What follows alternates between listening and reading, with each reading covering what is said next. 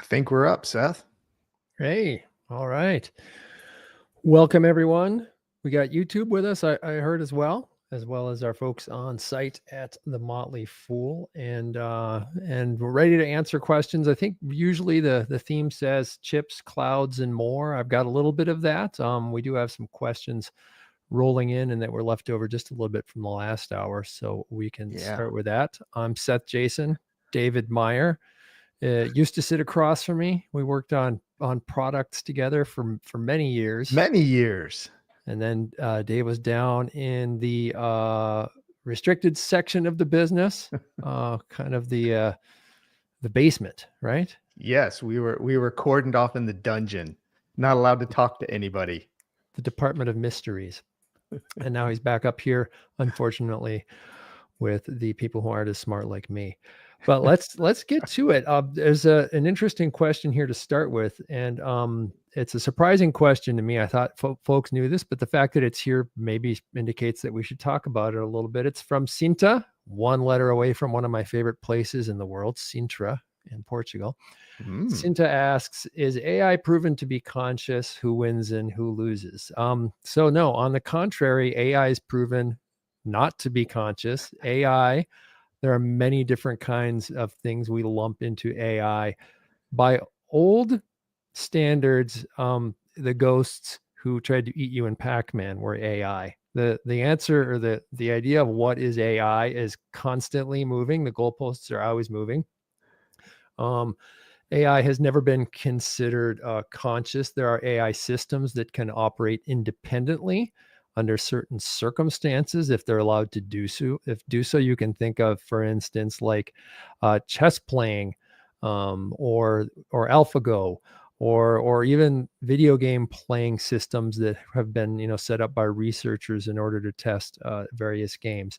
This question wasn't really something we probably would have gotten until the advent of LLMs, which are the large language models that everyone talks to now as chatbots.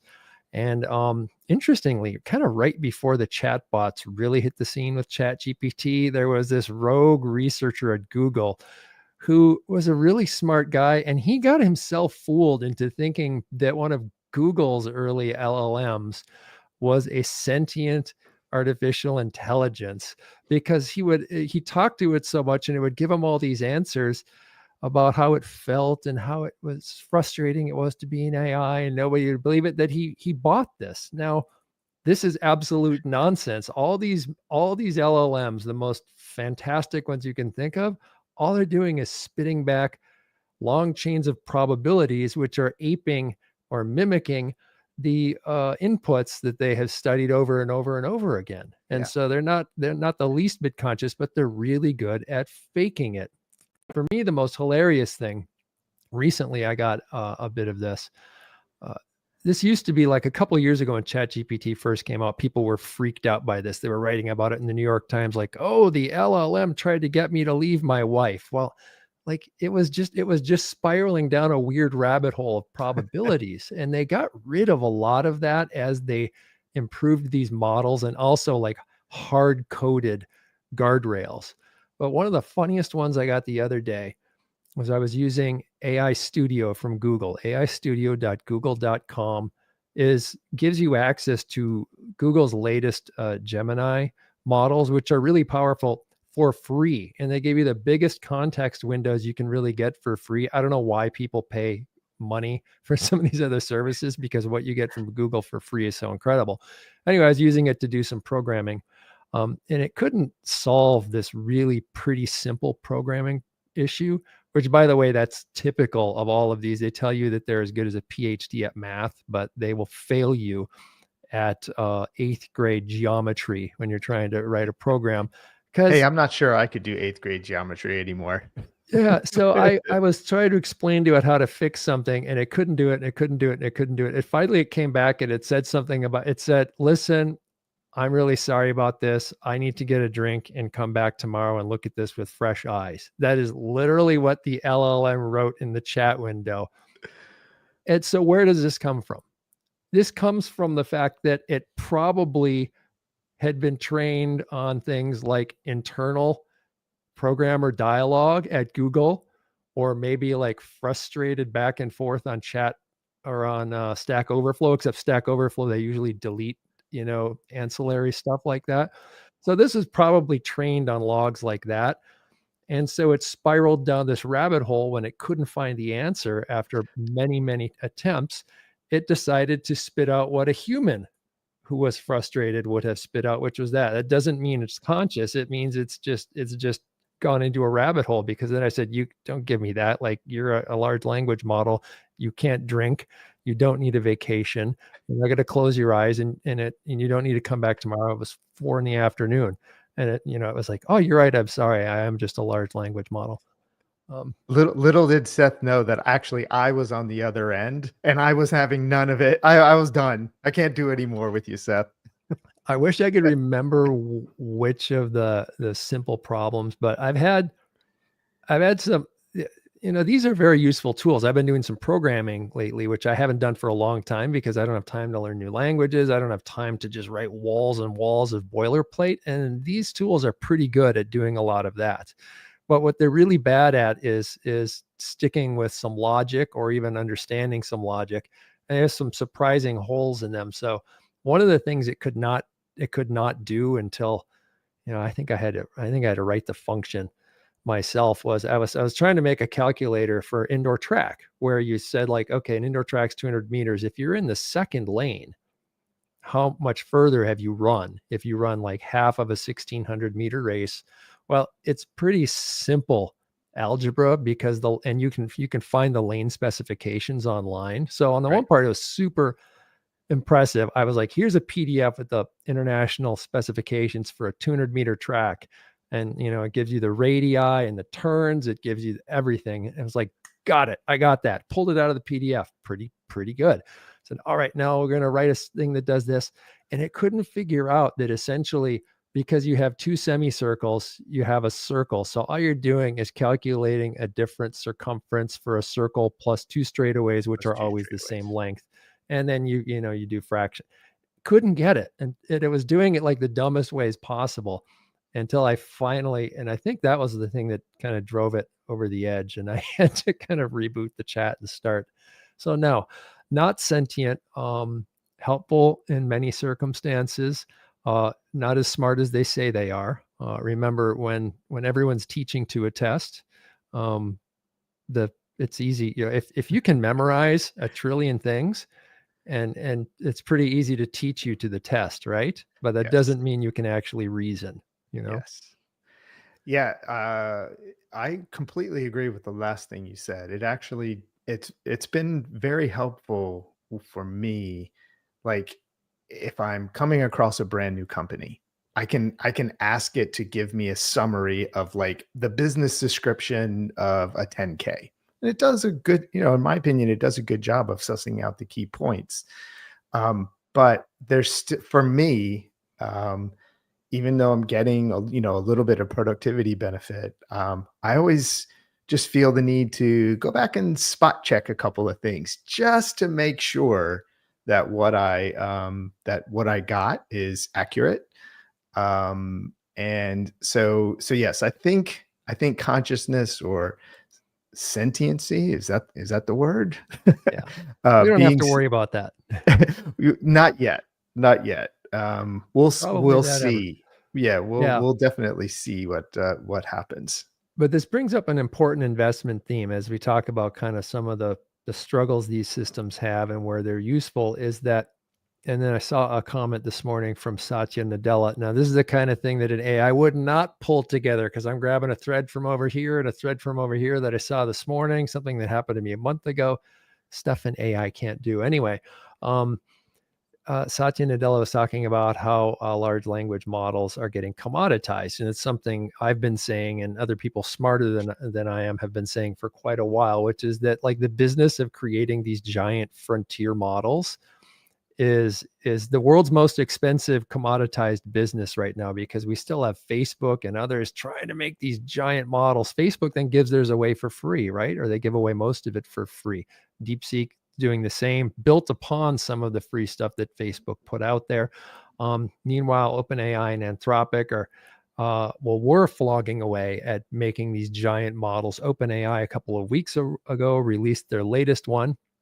I had a chuckle for Dave about it because apparently when it was the first version of it was codenamed Arrakis, which is Dune, um, which is either an amazing low key troll from somebody within OpenAI, or it's the thing where like do they even read the books that they say they like? Because not only in Dune was Arrakis like the place where overfunded, overconfident um I guess tech uh, royalty went to die, right? But also, dude, like they talk about in Dune how AI is actually illegal in the Dune universe because it was used to enslave people. So I don't know if the folks at OpenAI knew that or if it was a really low key troll. But anyway, what happened was this thing they worked on it for a couple of years, and when they spit it out they were like, yeah, it's a little bit better than the last giant model we made, but by the way, it's not as good as the reasoning ones, which do the multi-step processing, Yeah, um, which is where this has gone. And I wanted to get back to the investment thing with this, which is that the idea that these huge models are going to give giant advances has been suspect for quite a while. And I think it's disappearing. The diminishing returns have hit, and they've hit hard. That doesn't mean there's not a lot of useful stuff for these things. It just means that getting these capabilities into software packages where they actually help people do things faster and better is the key to unlocking all the value here. So in other words, for some reason, everyone still thinks like, oh, AI is great. Let me download a PDF. Now let me go to some chatbot. Let me upload this and then ask it about it. This is not really a productivity enhancer for most people. So there are plenty of companies out there that put LLMs at kind of the last mile, this has been called, where they make sense. One of them is one that David and I use at work called AlphaSense. It has a feature called generative search, which is incredible. We yes, can ask chat type queries about a company, and it not only it looks at that query, it kind of rewrites it 4 or 5 times in a form that it thinks will be a better query, and then it looks into millions, literally millions of records that it already has in a vector yes, database, and pulls out the relevant stuff. And then more than that, it gives you an immediate footnote link back to the filing or the news article, or if it's something Dave and I have written and it's in here, it'll point to that. And so it's all accountable. Now, this is an incredible tool, and it's a great use of this technology. Um, absolutely. I cannot agree more with you. Again, um, as someone who is um, me personally as an AI user, I write very basic things. I'm not into the prompt engineering. long prompts or anything like that. Just like a basic question. How many suppliers does this company have? And you're exactly right. It goes through all the records, or ask a question across a multitude of companies. Right? What's a trend that's happening in semiconductors? Let's say, and it'll go through and look across its entire data set, and just like you said, here's one from Lam Research, here's one from On Semiconductor, here's one from Taiwan. Right? It's so helpful from that perspective because, again, it would take a lot of time for me to go and find those things individually. But what I should be doing, rather than finding those things, is I should be seeing if there are patterns or things that I need to connect together in Mhm. order to help me make a better decision or something like that. Um, Yeah, uh, and this is where, again, we have no idea what model they're even using to kind of like run this in the background. Clearly, I don't think they made their own. But the point of this is for an investor is one, if you use these tools, they can be helpful. But two, when you're investing in companies that are selling an AI of some kind, I think software is where the money is going to be made here once the hardware cycle is started wrapping up, because getting this stuff to the point where it actually helps people and saves time is the real killer app, right? And yes. this is where And this has been tough, right? This is where I expected companies like Salesforce and ServiceNow to be among the first to do a really good job, because they kind of have like their whole sandbox, so they don't have to worry about telling the AI like if an AI came to the Motley Fool, they'd be like, okay, there's some stuff in Google Docs over here, and then over here in Microsoft Dynamics we got some stuff here, and we got this and this. It's in 100 different places. That's going to be a lot harder for any software company to like put all together and do things. But if you have kind of most of your stuff in one sandbox, like you might with Salesforce, then hopefully that helps. Now, interestingly, Salesforce's last call, their forward revenue guidance wasn't all that great. Benioff was very excited about the AI agents, talking about how great they are. Irony alert is they had to hire 3,000-4,000 people to sell AI salespeople, which seems odd to me. But then that forward revenue line wasn't that great. So it's hard to kind of figure out which of those two things is true. But Benioff always sounds so enthusiastic about just about everything that it's tough to figure out. AI is not going to figure out that you need to always listen very carefully to what he has to say. He is a visionary and a cheerleader, and I always enjoy listening to what he says and thinking about his vision based on what he is seeing. But you have to take that into account. I also completely agree with the idea that software companies are going to be the place to look. And I will say, based on what I've seen in the last, call it 3 quarters of earnings reports from these companies, is that the ones who are really starting to communicate that, we're out of the beta phase of rolling out AI tools to our customers. They're not quantifying revenue just yet, but they're saying, we're seeing more engagement. We're seeing more pickup. We're seeing some incremental spending.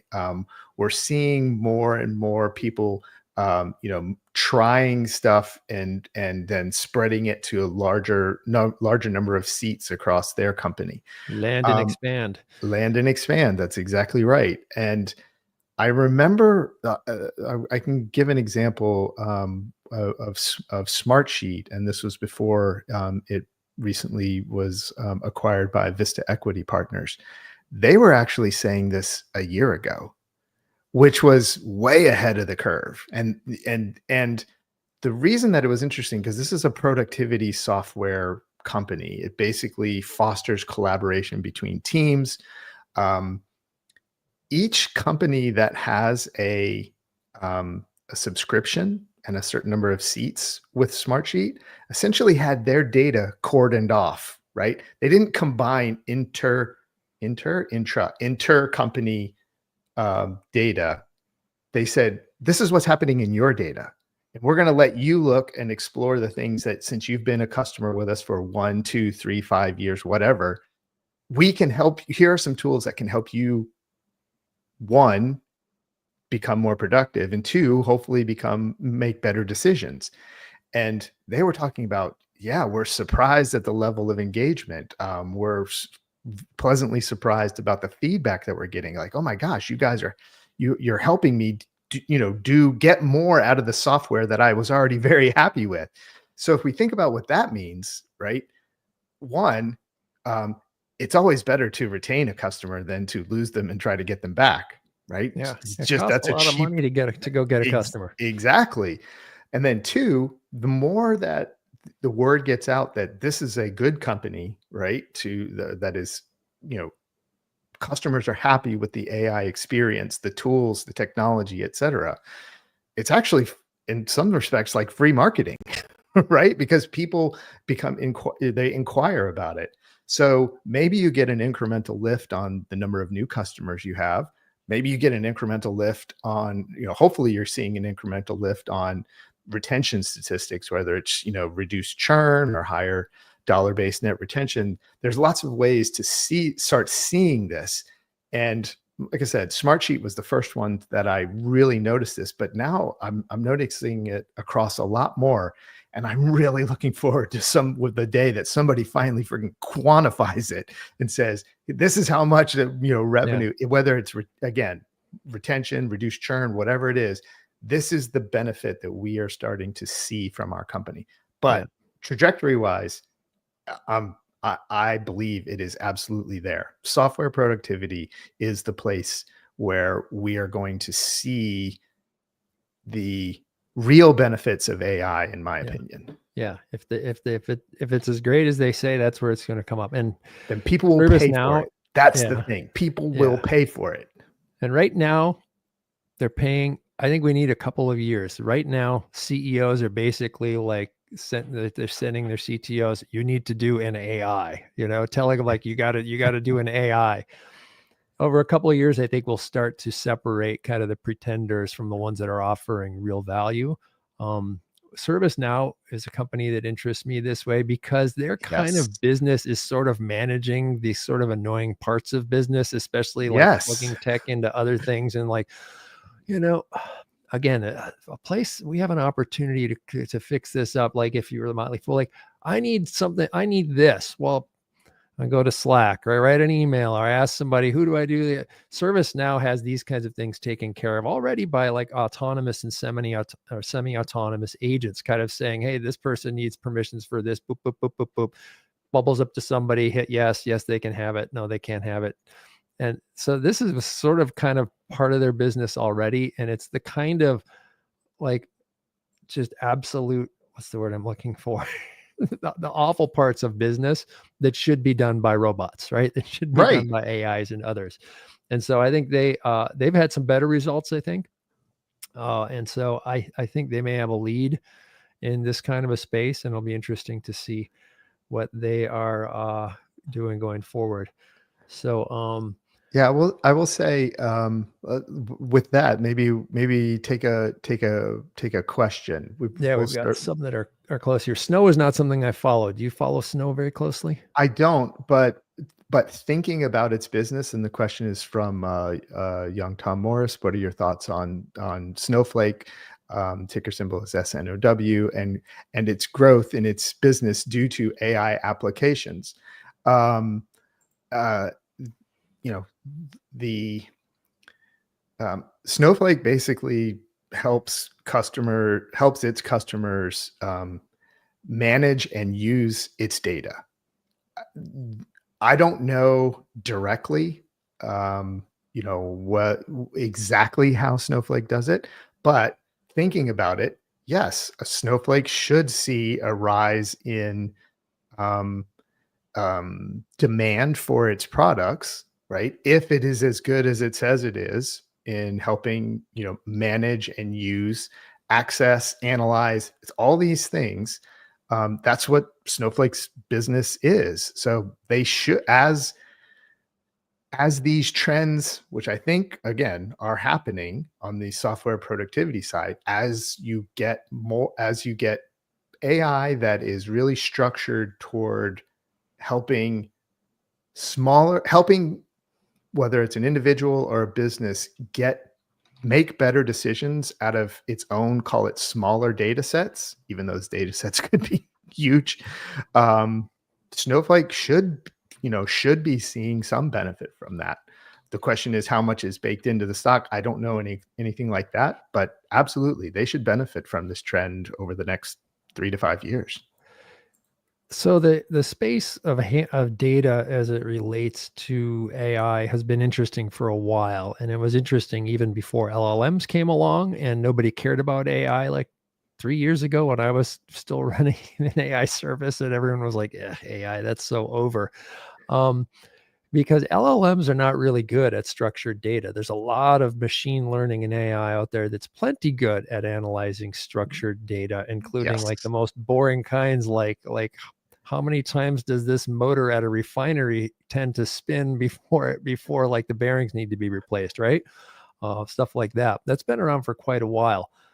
It took AIs pretending to be people or looking like they were pretending to be people to get people really excited. And then the irony, of course, is that it takes way more computing power to run LLMs than it did to run any of this other stuff.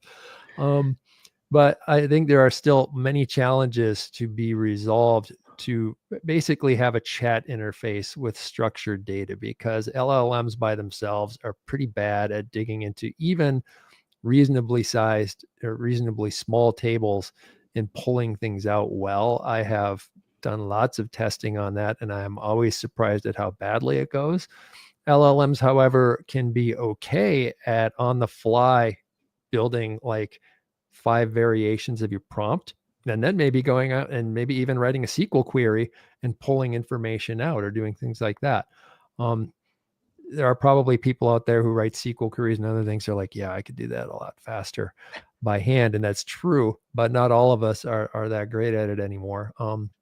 And so there's plenty of, I think, greenfield opportunities in front to get LLMs working with other systems to pull more information out of structured data. And it may not even be the same kind of thing that was sort of considered like machine learning on big data a few years ago.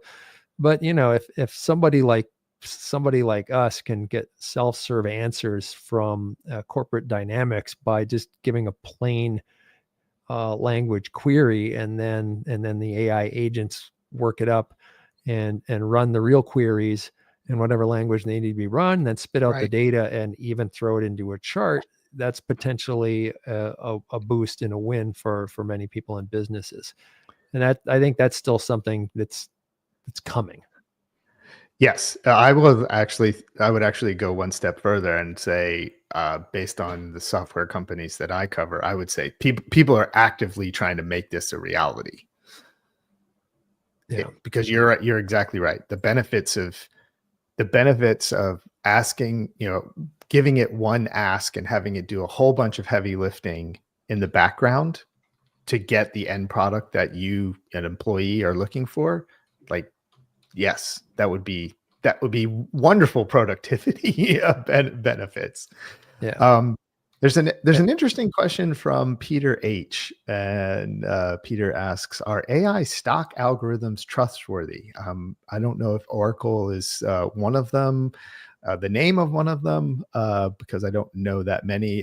But the other part of the question is, can you make money no matter what the market is? And I imagine is doing. What's happening in the state of markets. I'm going to come right off the bat and say I have no idea, but at least what I think I know, perhaps AI models could make some interesting pattern recognition. So if you could ask it a question like, "Hey, today, if we're worried about, let's say, GDP falling because consumer confidence is falling, and we're worried about maybe inflation picking back up, what are similar time periods in history where this has happened?" I know one, like the early 1970s, where there was stagflation. Are there others? AI could maybe help there. Now, whether you can make money directly from an AI algorithm, I have no idea, because I would like to think that it's my job as an analyst, communicating with everybody out there. It's actually my job to take all that data and see, is it, one, is it accurate? Two, is it worthwhile? Three, what would be the best course of action as a result of what the prompt has given back to me? So I don't know. You would definitely have to test them. I'm sure that there will be plenty of marketing to say this is what could have happened if we had AI back then. But I think anything like that could be a useful tool if you're seriously looking at pattern recognition. Like, again, what's happening with this stock based on these inputs? What's happening in the marketplace? What's happening in the economy? As an analyst, I would definitely find value in that data. But I guarantee there's already quant shops who have been running similar things for every You think? economic condition for the past 15, 20 years.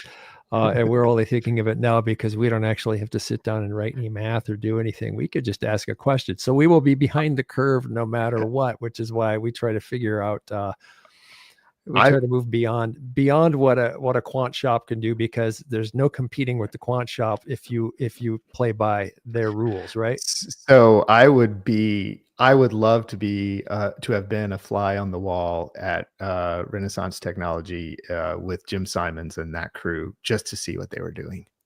Over the past few, I can tell you what quant shops were like in the mid 90s, or at least one quant shop in the mid 90s. When I was a starving art history graduate student, one of the ways I made my money was I took large format photographs of art, because that, if you wanted to sell $1 million painting back then, you handed somebody an 8x10 transparency, which is made on one of those cameras that you might see in like Looney Tunes from the 40s or Disney, that looks like an accordion, and you have to throw a black hood over your head. That was my job. That And was one day, you? Seriously? I, That was you? I used to do that work. Yeah, That's awesome. I had to carry hot lights with me. I would have to set up a studio wherever I went. And one day, I had to go and photograph a huge painting. I mean, this thing was so big it wouldn't fit in my house. It was the size of a wall at what had been a hedge fund downtown in New York City. That's where I was located then. And as I was walking in with my gear and they were showing me around, most of the I was doing this work at very rich people's houses, and I always had to take the elevator meant for scumbags like me, the service elevator where you lose a finger. I got to say, the hedge fund people were a lot nicer. They let me take the regular elevator, but they introduced me as I was walking through the room where the painting was. They introduced me to the guy who was their one software guy at the time, and he was writing their algorithms for trading. And I'm not kidding, he looked like the guy from Independence Day, the scientist out at like Area 51 who Yes. gets killed by the alien later, who was the guy who was on Star Trek, but he had like long, crazy Yeah. hair, right? The actor who played Data in the Yeah, Star the actor Trek. who played Data was that guy. Blanking on And his he name. told me about some of the stuff that was in his algorithms. And I'm not kidding. They told me that astrology was involved at the time. Wow. So Hey, that's that's, the thing, right? That's what they were doing. They were they looking for thought they had signal correlations. from astrology back then. Exactly. Brent Yeah. Spiner is the name of that actor, by the way. Yeah. So I don't know if I'd be love to know. I doubt we have any quants on here now, but if astrology is still in anyone's algorithms, we would love to hear about it. Absolutely. Kava. We have a Kava question from a half an hour ago and a Portillo's question. So Kava has been beat up lately. I was actually looking at their results yesterday or today, and then everyone is hot on Portillo's, which is weird to me because I lived in Chicago and in the Chicago suburbs, and Portillo's has been around for a long, long time. For it to be suddenly public in 2019, is Portillo's undervalued? Is the end of this question, and that's the one we can talk Kava. We can loop back to Kava, but is Portillo's undervalued? It's a bit of a loaded question. If I had to answer it in yes, no fashion, I would answer it, gosh, no. Their top line growth isn't all that great. They build pretty big restaurants. People seem to like the food. They're expanding to places where the meats are popular, apparently, Texas and so forth. But this is a company that I've said this before. If somebody has been running like restaurants for a long time, or any kind of a company for 62 years, and they can't figure out how to be a little more free cash flow positive, even as they're like building new ones, then I start to wonder, like, what's the real story going on with the corporation at this point in time? So, I mean, we're talking about a company with gross margins in like the 23% range, 23 to 24%, and an operating margin in the 8% range most recently, net margin 4.2%. Like, these are kind of grocery store levels of profitability. Boy, you really better be bringing some revenue growth if that's what you want. Yeah, And so in there, to me, I'm just not that impressed with the growth. And they don't make a lot of free cash flow on that low growth. So, it's not something I'd be interested in.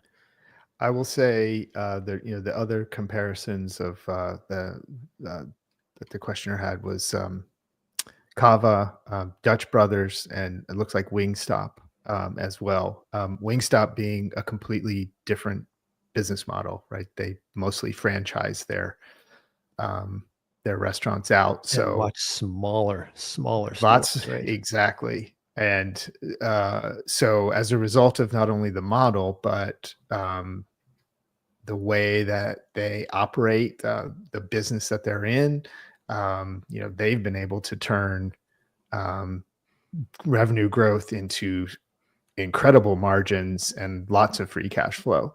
Um, the the interesting thing is, just quickly looking at these charts of all those companies, there there there has been some decline, and it started around February, and that was really one of the first times that we saw some consumer confidence numbers start to tick down. So if one of the things that there's another, I'll find it real quick, but there's another question. There was another question about valuation. We always have to think about valuation and with it risk, and with that context, like what's happening now.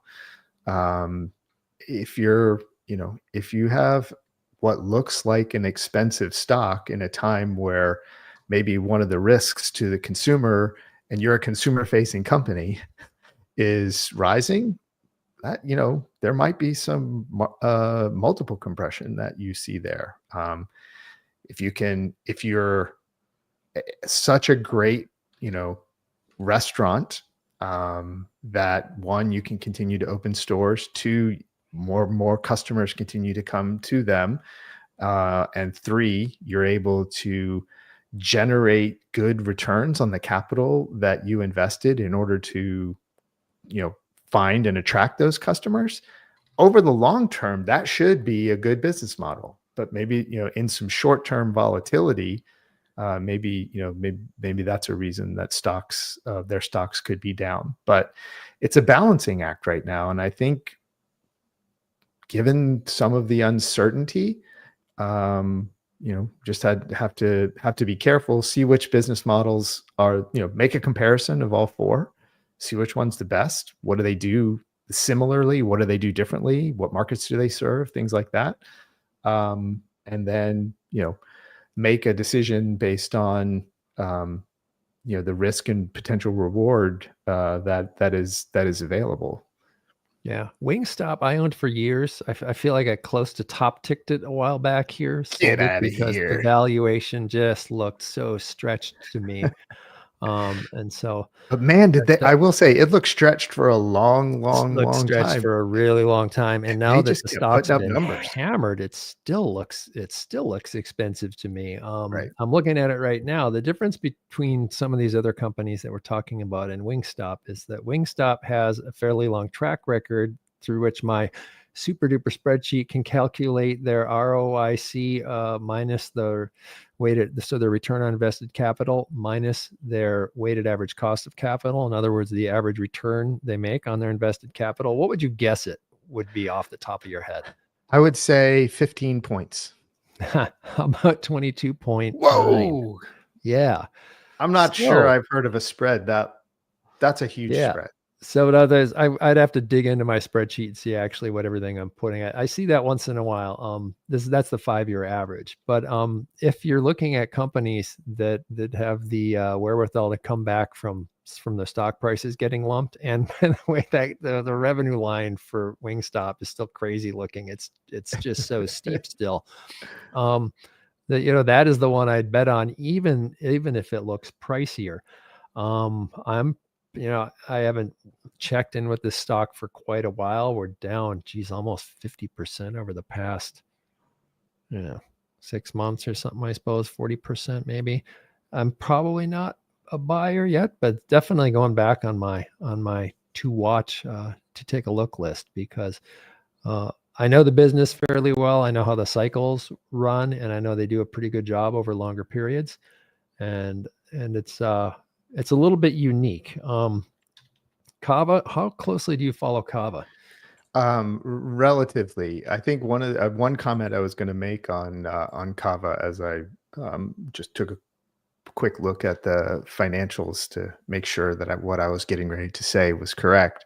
Um, they've been in massive investment mode for the last 3 years. Like they have been opening stores at just an incredible pace. And the thing is, those stores are generating are doing great performance for the company. And so what's interesting is a company like Kava, um, if you're making that shift from not being profitable and not generating cash flow to, you're going through that inflection point, you can look very, very, very expensive, right? But now coming in on the other side, like they can fund all their investment from their cash flow, assuming things keep going, in the positive direction that they are.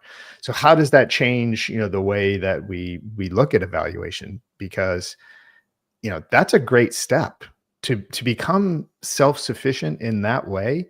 Is just one of the marks of a company, a high quality company. So I've been impressed with what management has been doing for quite a while. I've been impressed that they've been able to keep their foot on the accelerator as hard as they have been, given what's not an easy business, environment, in the restaurant sector to do that. So, yeah, I'm impressed. But I will say, just from a multiple standpoint, still looks a little frothy, but it's, again, Wingstop was the same way, right? And they just kept generating good performance all the time. Yeah. What's the average kava size compared to a Wingstop? The kavas I have been to, I don't follow kava very closely. The kavas I've been to are probably at least twice as large. I would say yes. Square footage wise. Every Wingstop that I've been to is a small little footprint inside, like a strip mall. Whereas like the biggest one I've ever been in maybe had a dozen tables. And then Kava is definitely given the space they actually need, right? For everything that they do, as well as tables. Yeah, the footprint is much bigger. Yeah. I would say on the order of twice as well. How many restaurants are they looking to make or to put together going forward here? Why you keep asking me all these questions? Hold on.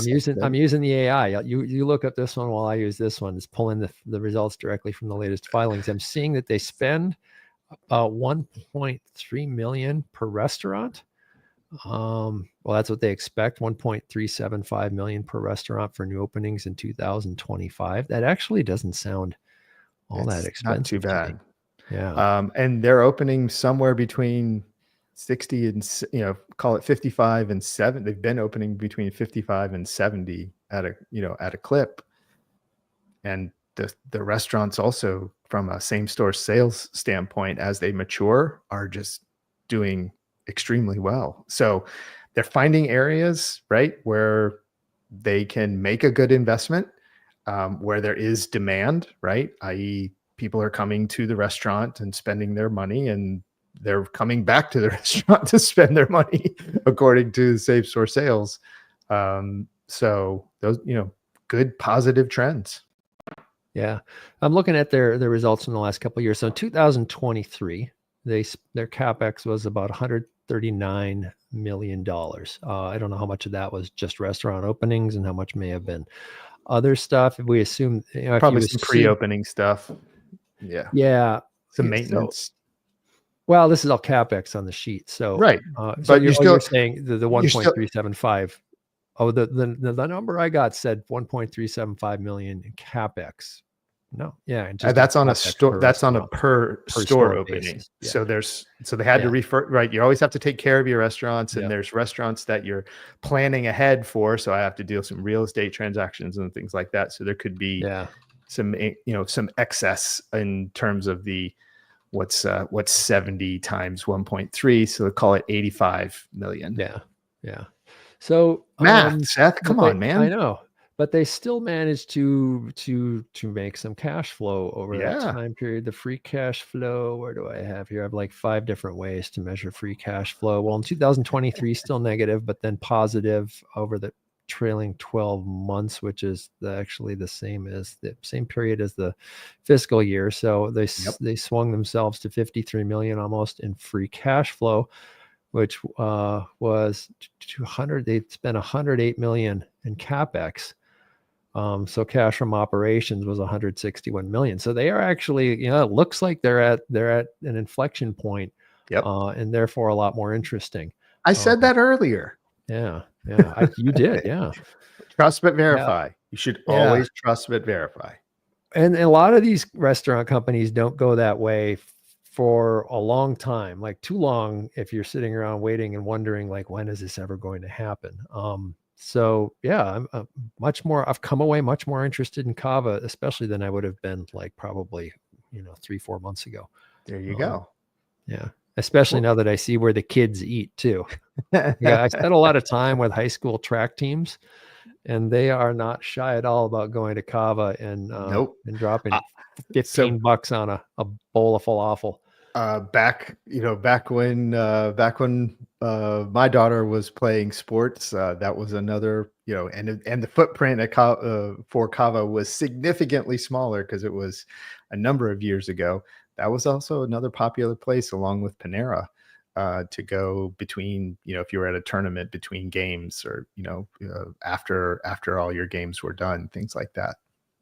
There's certain things you can eat when you're operating as an athlete at a fairly high level, and certain things you want to avoid. Correct. That Milk is one of the Chipotle things. burrito, that big Chipotle burrito is not something you want. Like if you ran the 1600 this morning and you got the 32 at the end of the day, I'm gonna say don't eat the burrito unless even you're an though ultra runner.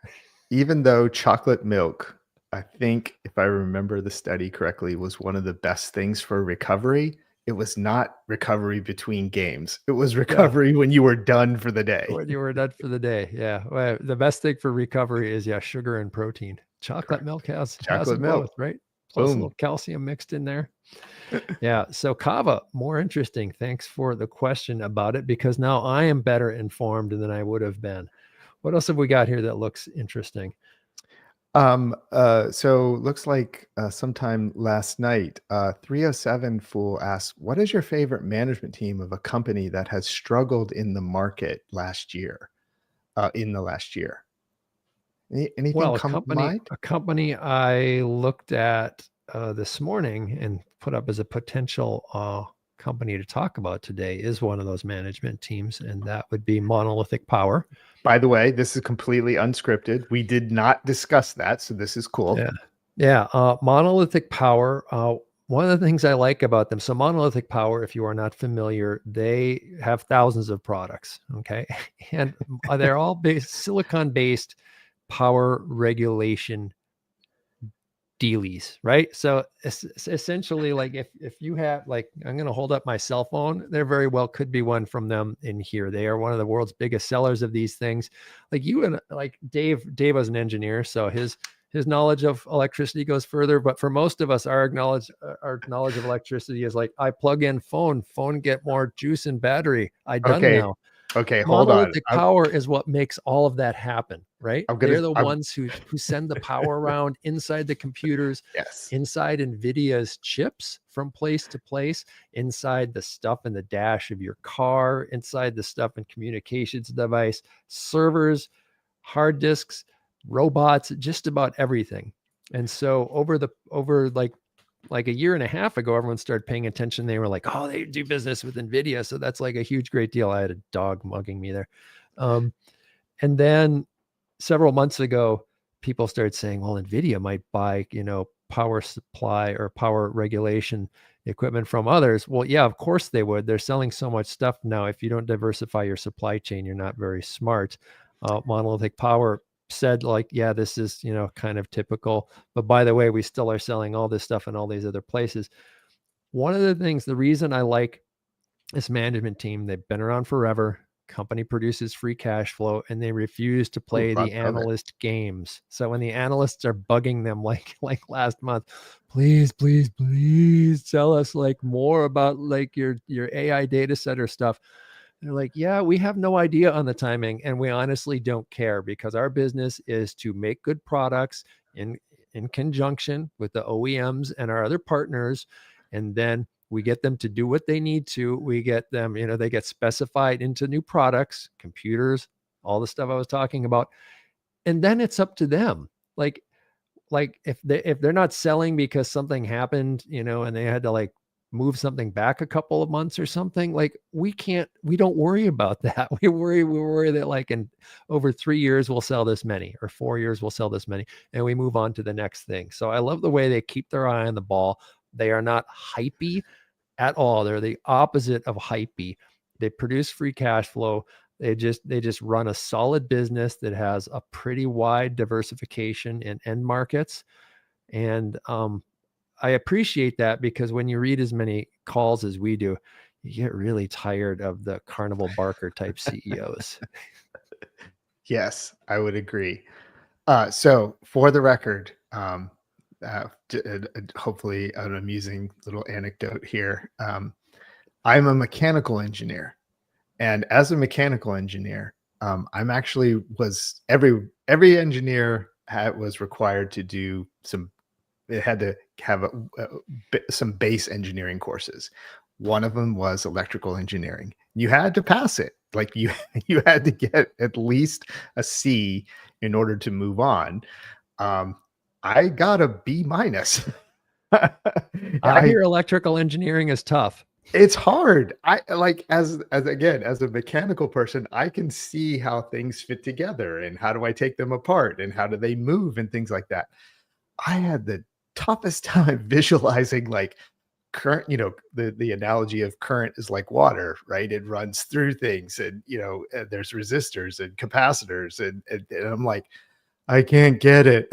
And all the analogies break down as soon as you get a little more complex. All those analogies completely break down. Like electricity. I have a good friend who's a good high school friend who I recently reconnected with over the summer, and he's an electrical engineer. So I know he's even smarter than I thought he was back then, because he's still a working electrical engineer. But yeah, it's a crazy business, and on the small level and on the big level, he does like macro electrical engineering. He figures out like if you want to hook your mine up to the grid, he figures out how to do that. So monolithic power on the other end of the spectrum, and by the way, used to produce many more kind of small discrete pieces, now expanding, into bigger modules that kind of encompass more functionality at once. You can think of it analogous, not in function, but in kind of philosophy, to the way like computer chips and processors and things were a little bit more, separate chunks. And then like Apple is like, all right, we'll put it all together into a system on a chip. Systems on a chip. So similar things are happening in the markets where they operate. And monolithic power, as I look here, they've been around a while. ROIC minus WACC, the return versus the cost of capital. I've got them at 12.99% on my spreadsheet. That's pretty good for a hardware business. Pretty decent. Well, they've got like a 55% gross margin. They tend to have like a net margin in the 20% range. So I mean, when a company tells you our stuff is best in breed, one of the ways you can tell is like, what do your margins look like? If your margins suck, I'm not going to believe you. But you look at this, and Dave's surprised, like, wait, they make silicon-based hardware and their margins are that good? Well, I tend to believe them when they say, yeah, our stuff's pretty good. Well, your devices ain't working unless you have their product, right? I mean, that's the first thing. And the second thing is, not going to last long if that product isn't, correct. And it has to deliver reliably. Otherwise, the person on the end who's the user experience, right, is not going to be happy. So they have a tough job, and they've done a good, job from not only a technology standpoint, but like phones are getting consumer electronics and other electronics are tending to get smaller, right? People more powerful. More. So the demand for them to innovate and get, higher, deal with higher power levels, do it on a smaller footprint, do it for lower cost, like that's more battery life. Exactly. That push has been there, and they've been able to deal with the challenges. even the guy who got a B minus in electrical engineering, even I could figure out that that's a good trend. Yeah, you're like that's hard. If they're good at it, then they must be good because that's got to be hard. Now, did the stock get ahead of itself? Maybe Maybe. 9 months ago when it was $950 a share. Maybe I wasn't interested in it then. Got more interested in it after everybody else threw it aside. Still tough to say, oh, it's cheap, but I'll just put it this way. I see a lot of companies that look pricey that don't have a long history of profitability and a management team that's willing to say, like, we don't know the answer to that and we don't actually care. Like, we're concentrating on doing the right thing for our customers and then it'll pay off. Well, that's good. I mean, again, management is one of the things that we absolutely try to qualify and quantify in terms And of them founders being still good. there. And the founder's still there. That's good. I will real quickly in the last 2 minutes that we have, I will say one team that has done a good job with a stock that is unfortunately not done as well in the short term as I would have liked is Fluence Energy. The CEO, Julian Nebreda, came in and replaced pretty much a go-go growth CEO and said, hey, we need to bring some, we're going to continue to grow, but we need to bring some operating discipline. We need to make sure that our supply chains are de-risked given what happened in COVID. Like, how do we make sure that we're going to get all the components that we need in order to put together and get out in the field all the energy storage systems that we're selling? They did have an execution slip up where, unfortunately, some contract revenue that they were hoping to book in 2025 had to get pushed out into 2026, but they were above ground. They were very forthcoming in terms of, hey, this is what happened. It's not that we're losing this business. It's just that, we didn't meet the specifications according to the revenue recognition guidelines that we did. And so we can't recognize it. It's not, again, this isn't to say, I'm happy with what the stock price has done because it fell sharply. But again, this is a management team that I've had the good fortune of meeting, and they are focused on operations, execution, getting margins up, and they've done that successfully. So that's all we have for this hour. Thanks to everyone for being on the program. Seth, as always, good to see you and chat with you. And with that, are our friends going to show up? If they're not here, yes. I'm going to take that burrito question, which is from Zach's a Fool. It wasn't really a question. He said, don't eat it before the cross country meet. But when you become an ultra runner, one of the requirements is you have to be able to eat a burrito and then go run another 40 miles. Because it's just what they serve. It's just what they serve. And with that, take it away, Andy Cross and Jayson Hall. Yeah. See you, fools. Hey, Andy. Hi, Jayson. Thanks, Dave. Thanks, Seth. Hi, fools. Welcome to Fool24, Jayson, on a tough day in the markets. So it's a beautiful day in the real world. It is a tough day. It is absolutely a tough day in the markets. I was taking a look at some charts, and I'll share them after we do our intro here.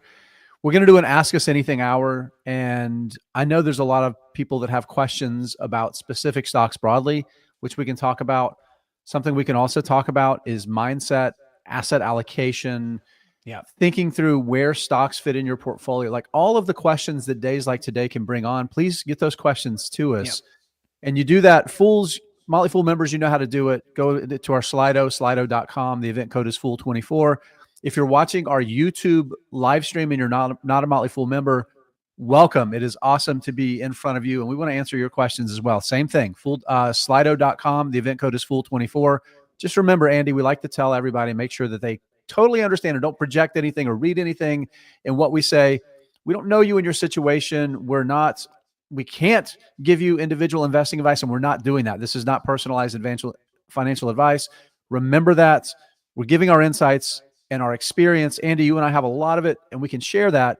But remember, it's up to you to make your own decisions based on how you choose or not choose to use anything we say, right, Andy? 100%, Jayson. And but if you're watching us, we assume you are an investor or interested in investing, even if you've started or been here with us for forever. And days like this, empathy really strikes well, Yeah. I think, because we are investors who are writing, thinking, investing alongside many of our recommendations. So not personalized financial advice, but hopefully we can help during market turbulence like this, and on how we're thinking about investing. Andy, if you don't mind, I would like to start. I'm going to share a chart from our partners over at Y Charts, and I'm going to be zoomed in really close. And then I'm just going to zoom out and zoom out Great. and zoom out, and we'll talk through it. So this is where we are right now. Natasha, if you can release this screen share when you have a moment to. So this is the market today. And these are the main indices that I think are fairly representative of different styles of stock investing, different indexes. So we see the Dow Jones Industrials is down 1.2%. That's a pretty tough day for the Dow lately. The Dow hasn't done as well as the other indexes, but it hasn't been as volatile either. And then we have the S&P 500. It's a great broad representation of U.S. listed stocks in whole as an asset class. The 500 companies on this represent, I don't know, I think it's 70 to 80. I think it's probably over 80% now of U.S. publicly traded stocks. And there's thousands of them, right, Andy? Yep.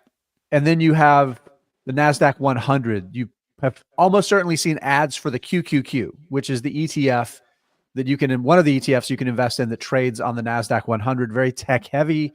And you see that is a big downward movement in a single day, Andy. Yeah, Jayson, what is that number? If you just tell me what that number is, I can't quite see it.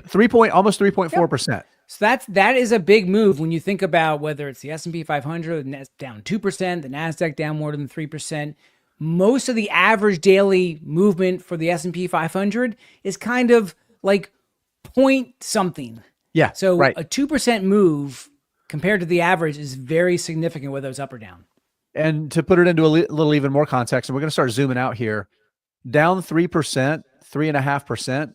The NASDAQ 100, we'll see the exact data in a little bit, but if you go back like 15 years, it's been generating more than 15% a year in returns. That's right. So this is like 2.5 months of average returns lost in about half the day, a little more than half the market trading day. Yeah. Let's zoom out a little bit, Andy. I'm just going to zoom back to the beginning of the year. And, wrong button. And you see here, we are down about 7% for the NASDAQ 100, about 4% for the S&P, which is about 3 to 4 months average. So returns that we've lost here 3.5 months of the year. I want to flip this though and kind of look at it from the worst angle. Let's say sometime over the past 3 months you bought an index fund representative of one of these on the worst day to buy. And this is where you're down, right? From the top, the most recent all-time high. Mm-hmm. It hasn't been good. It hasn't been good at all. That's but right. I want to flip the script a little bit. And I don't want this to sound like we're disregarding or ignoring what's happening on, but I think this context can be really, really helpful. So this is the past 12 months. The past 12 months, again, this doesn't even include dividends, which aren't as big of a percentage of yield as they've been in the past. But again, you look across these indexes, and this is a pretty reasonable rate of return, even with the reality that we are going through a bit of a tough time. We see the NASDAQ 100 is in quote unquote correction territory now. It's down more than 10%. So that's a correction, as they say. But again, zooming out, let's zoom out 5 years here. And we see, okay, all right, that's pretty good. Now I'm going to throw one more thing on here to help us, Andy. I'm going to put the annualized on here. So this is in the right here above. You see, over the past 5 years, even with the pandemic sell-off in 2020, which is like right at the beginning of this period, we were like right in the midst of the sell-off right now. We were about 2 weeks before the bottom. The bear market of 2022, and then whatever's happening right now that we don't know what it's going to play out to be. Yeah. You're looking at double-digit plus returns. Even the Dow, which again has substantially underperformed, 12% on average, that's 20% better than the market's long-term average for stocks. Yep. I could keep doing this. I mean, I could Yeah. keep going back and back and back. So this is 10 years back. Again, the annualized aren't as good, but again, you stretch it out of that long of a period of time, and you're talking about exceptional value creating, wealth building returns. And it starts to soften those individual bad days. Yeah. And even the bad few months that you have when you Yeah. start zooming out. Yeah, I mean, Jayson, and you're showing the indices there. And if you look at the individual stocks, I'm an NVIDIA shareholder, a Tesla shareholder. It's even more volatile. And of course, not all individual stocks follow that same path. And some just never recover from those COVID highs. We just likely will not see those COVID highs again. Individual stocks are even more volatile. So when I look at my 401k funds that are more generally invested in the market, it's far less volatile than when I look at my individual stock holdings. So individual stock holdings are even more pronounced when you see this volatility, especially on the best performing higher growth side. So investors are getting hit with double whammy, Jayson. They're getting hit with the markets are pulling back, and the ones that we've invested in that have done so well or have recommended, and that we know many listeners and watchers and members have followed, are getting hit even more so. So it's a little bit of a double whammy. So it really takes the fortitude of understanding the historical cycles of the markets and in businesses and investing performance over 5, 10, 15, 20 years to really appreciate that. And that's what I wrote this morning about. It's just that we have to continually remember these market cycles and the data and the historical data, because those 10% drawdowns historically have happened about once every 12 to 13 months, give or take, depending on what you look at it. Yeah, and that's at the indice level. Stocks are even more volatile. In between the stocks, in any given year, stocks might be, bouncing between 20 to 30% off their highs and lows. So they're even more volatile than the market. Yeah, no, that's exactly right. And I think one of the important things to remember, and we got a lot of questions that are starting to come in. So fools and YouTubers who I like to think of, Andy, as future fools. Thank you for getting those questions in. Keep them coming. If you didn't join us at the top of the hour, it's slido.com, event code Fool24. Keep those questions coming, and we'll answer as many as we can during the hour. We can reach back and answer some that were asked prior to this hour as well.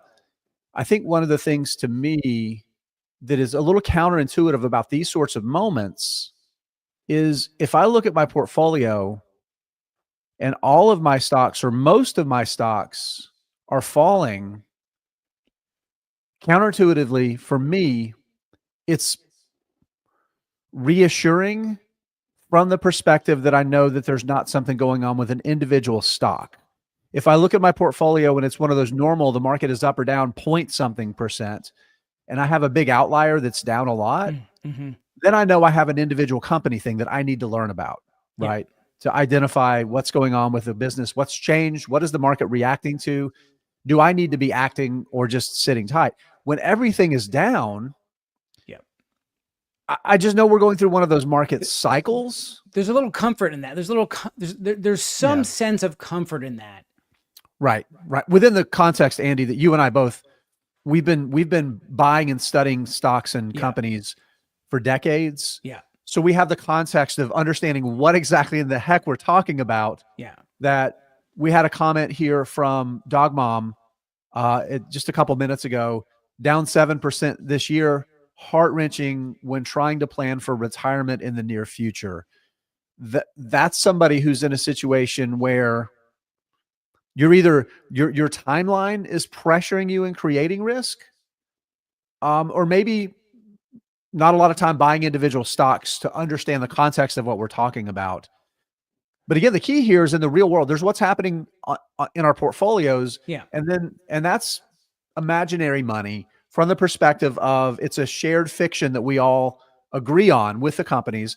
But eventually, we need to turn the fiction of that company is worth this today into factual, real money to pay for stuff in the real world. Yeah. Right.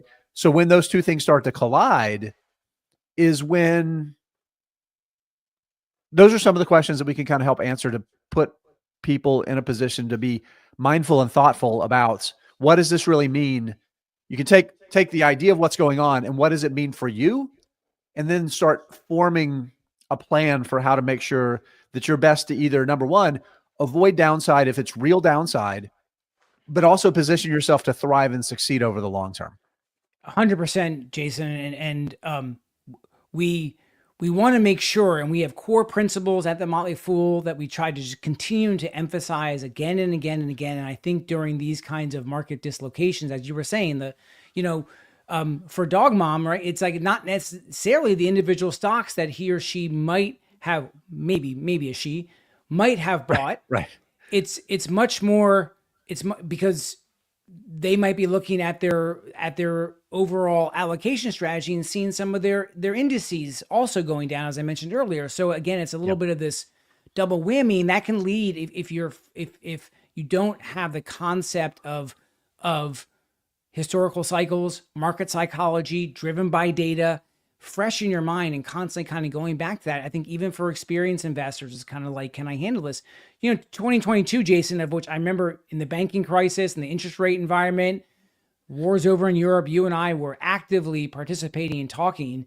The markets were doing just this. They were falling very much like this, and very few things were spared.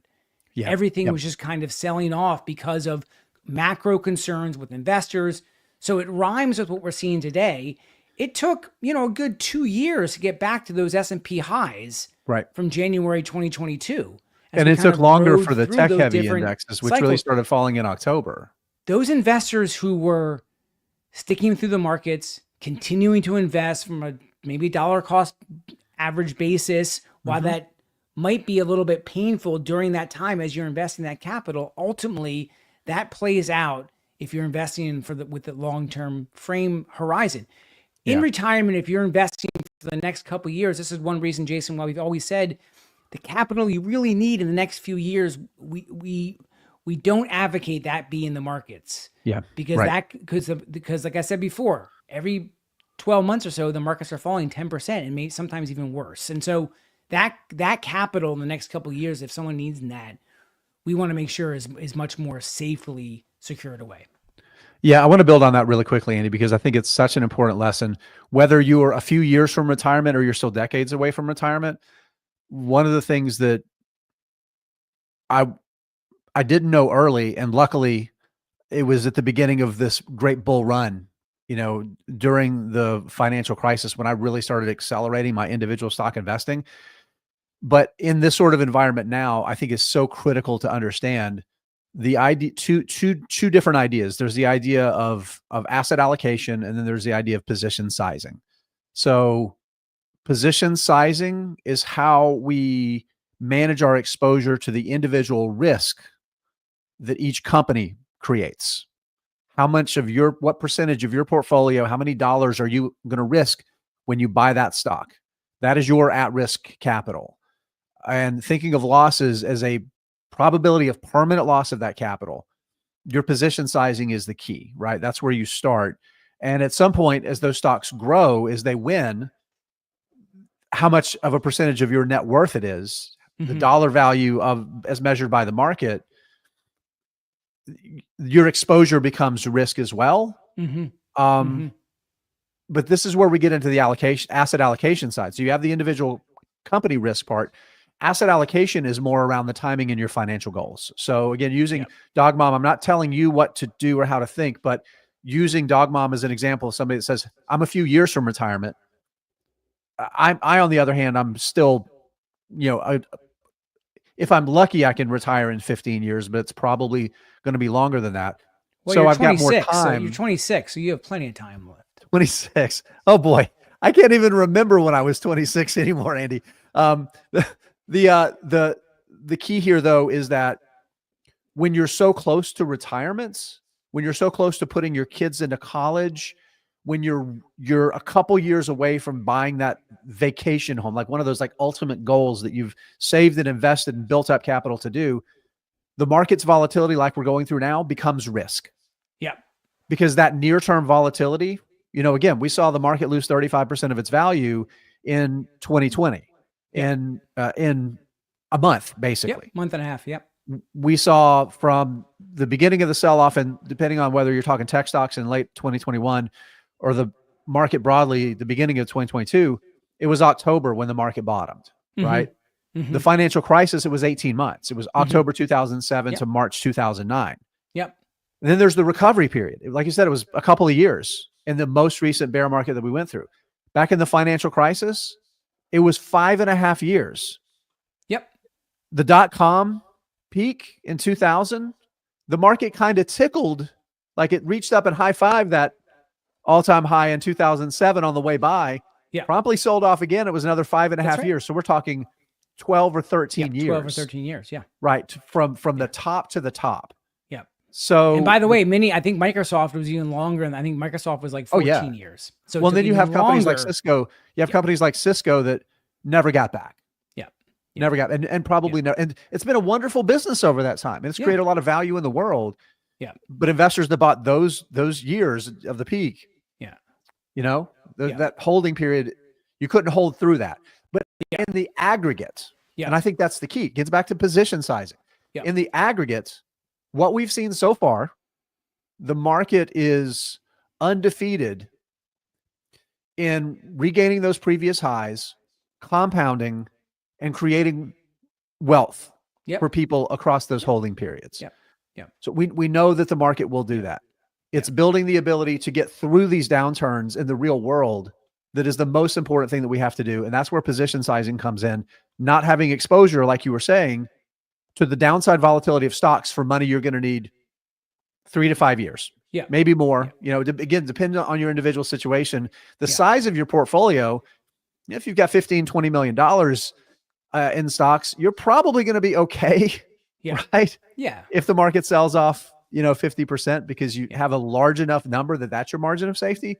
But for most people, you need, you're going to need to allocate some out of stocks to protect yourself against that. Yeah. And before we just jump to the questions, Jayson, my last little bit, as you were talking through risk, position sizing, I think it is true. I think Morgan Housel said this, others have said this. We make most of our money during bear markets. We just don't realize it at the time. Yeah. Because the ability to stay through those markets, stay invested, because if you get scared out of certain stocks, and Peter Lynch has written also more money's been lost. Well, that's in market forecasting. That's in market forecasting. But basically he's paraphrasing. It's like, if we're scared out of stocks, we get scared out of stocks. That's really the danger. That's the time where we start to lose, because those compounding effects start to really matter. So I'll leave that before we get to the questions. I think during these really tricky times in the markets, that's especially if you continue to invest, stay invested, and continue to invest in the best opportunities you can find. That's when I think we really start to see our returns shine over time. Over time, that's the key. Over time. Yeah, no, that's exactly right. And getting back to those conversations that you and I were having on Slack, and I was having with other fools during the bear market of 2022 and going back to 2020, there wasn't a single time that a single interaction I had with anybody else was, okay, what do we need to get out of? Yeah. It was always, where are you looking? What are you seeing that's opportunistic? Yeah. That can compound over the long term. Yep. Yep. So, all right. Dog Mom said, my point is, it's harder to ignore to be patient when closer to retirement. I can echo that. I'm sure it is, especially if you're, and that's where your a person's complete allocation strategy comes in mind, individual allocation to individual stocks and parts of the market, risk tolerance, sleep number at night, how much risk do you really want to take on, and how much return do you want? But I can certainly empathize that. The same thing if 100%. If someone is using capital to go to college, my kids are going to go to college. My first one's going to go to college in 6 years or so. And so if I was closer to that and some of that money was in the market, I'd want to be it can be nerve wracking. And so now I'm thinking back to core principles. What cash do I need to have out of the market so I can make sure I have it available in case the markets are down for 2 years, as they were in 2022. Yeah, absolutely. I had a conversation with a friend today, literally today, that they have some stock grants from their job, their employer, that are going to be vesting over the next 5 or 6 weeks. thinking about the sell-off, thinking about the opportunity. Their plan with those is to help pay for college for a child that's going to be entering college, not this coming fall, but the fall after. Yep. So after talking things through, this individual knew what they should do. They knew they should just build a CD ladder. Yeah. Right. Over, Yeah. maturing in 3, 4, 5 years from now. And that's what they decided to do was, yes, even in this in this situation, when the market is down, we almost always look back in hindsight 2 or 3 or 4, 10 years later, and we say, yep, that was an opportunity to buy. Yep. But sometimes you just you need predictability, and you need a higher floor a lot more than you need a higher ceiling. That's right. Yep. Okay. Where are we going to start with the questions? How about Ken? Just very, very quickly, Ken asked about the VIX. The VIX is at 26.73. Thank you, Ken, to the decimal point. What does that mean to you guys? So you want to explain what the VIX is for people? So the VIX is a volatility measurement. It's often called the fear gauge. It's assigned looking out the next, I think, 6 months of returns and volatility in the S&P 500. And it's a measurement of how traders are thinking about volatility in the market with an equation, Jayson, if you want to get into. But historically and recently, we don't need to do that, Andy. It's been in the mid-teens, maybe lowish double digits, that kind of range. Natasha, Mid to maybe high teens is probably about average, about that range. And it spikes during very stressful times in the market. So we've seen it gone up to right now at 26, but it's been very low. It went up to, I think, last summer or last fall, even maybe even December, it went up to 25 or 26. So it spikes like this when markets are volatile. And so Kent's asking, because it gets a lot of conversation and a lot of headlines, what does it mean to us? I do pay attention to it, but it's just a signal of what I'm already seeing in the markets. Yeah. So I don't use it really as a way to judge invest, because I'm already experienced that by just looking at the markets, Jayson. Yeah. So I've laid it over the screen here. You see the purple is the VIX, the yellow is the S&P 500. And what you see is that, again, this is just the past year, and it's been a pretty good year. So we see the markets generally moved up. But when we kind of focus in on those individual moments in time, you do see a ton of inverse correlation over weeks and months, where exactly what you said, the market is already telling you that investors are either feeling very certain and bullish or very uncertain and bearish. So I think the beauty of the VIX is it can confirm those sorts of things. The danger of the VIX is trying to use it as some sort of a predictive tool. Now, there's a lot of people that trade stocks, and like that's what they do. That's their full-time thing, or they spend hours and hours a day doing it. That you do incorporate VIX into their trading. That's hard, and it's a lot of work, and it's not something that most people have the time, interest, or the right mindset to be able to do it well. The discipline, having a trading plan, all of the things that go into it, and it's just harder, frankly, than kind of the fundamental business up analysis that we try to do. Find great businesses that can get really good unit economics and be big winners over the long term. And you're not having to sprint, win a 100-meter dash, every week. Right. Where you can just walk at your own pace and other people are doing the hard work and you still win. So I do think it can be useful to kind of confirm some things. But when you start as an investor using it, I should say, start using it too predictive to try to time the market, that's when I find that it typically backfires. Yeah. Because you're trying to get some sort of precise, perfect result, catching the bottom, avoiding tops, all those jargony things that sound really compelling, but are really hard to do in the real world. That's why you see a lot of people selling books on how to trade, making more money selling those books on how to trade than making money trading. So I think that's the thing, but it can confirm things that we're kind of seeing. But I don't think it's necessarily useful for telling you when the perfect time to buy or exit the market is. Yeah. Okay. Ed asked, oh, sorry, Jayson, go ahead. No, you hit it. You hit it. I was just saying, Ed said 2 surprising stocks I've done well with recently are Hershey's and Bud. Do you think these 2 stocks have legs to run in this particular market? And Jayson, I want to widen that out too about the types of stocks, perhaps in the market generally as well. And, Hershey had not done well for a long time, especially when cocoa prices were moving up. I'm talking within the past year. Right. But those kinds of businesses and those kinds of stocks, the ones that, Bud is facing numerous challenges from a secular challenge because people are just not drinking as much, and that's pretty. So Bud, that's Anheuser-Busch InBev, which thank you. Roughly 1 out of 4, 1 out of 5 beers served on the planet are brewed by this company. Yeah, and people are just the beer market for years and years and years has been flat at best. Yeah, so nobody likes flat beer.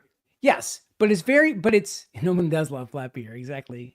But they are consistent. And I think, not speaking specifically to these 2, although I think Hershey is probably in a better situation than Bud is, because I do think chocolate and snacks is a better market to be in than something like beer, although they have other lines as well too.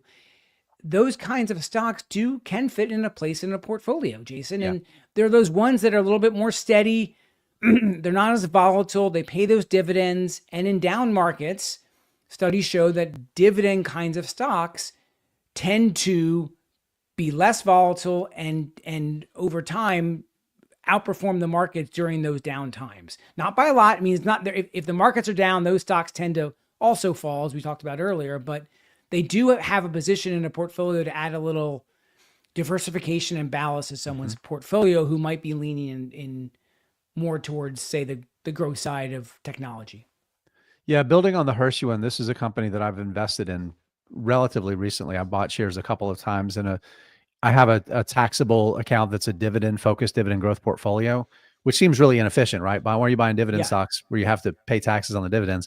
But the thing about Hershey that compelled me is a little bit of a value, also a touch of a turnaround opportunity here. Yes. Not a broken business at all, but the turnaround, like you said, talking about cocoa prices, they've been brutal. Cocoa and coffee prices both for companies in those businesses has been really, really brutal over the past couple of years.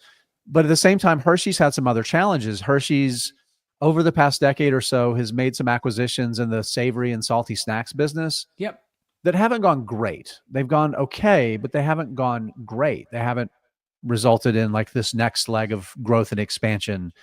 But not surprising, because we've talked about this a ton of times, Andy, is that there are companies that are very, very good at acquisitions, and then there's the other 90% of companies, right? Yeah.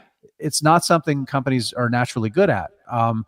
So they've getting their prices and their cost structure and their operating business a little bit better built for this environment, I think, is the key.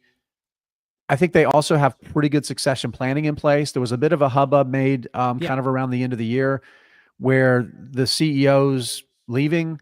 It's like a year and a half. It's this really long period of time she's going to stay in her role before a new CEO's named. And there's a couple of young-ish internal executives that lead different parts of their business that have been there for a long time.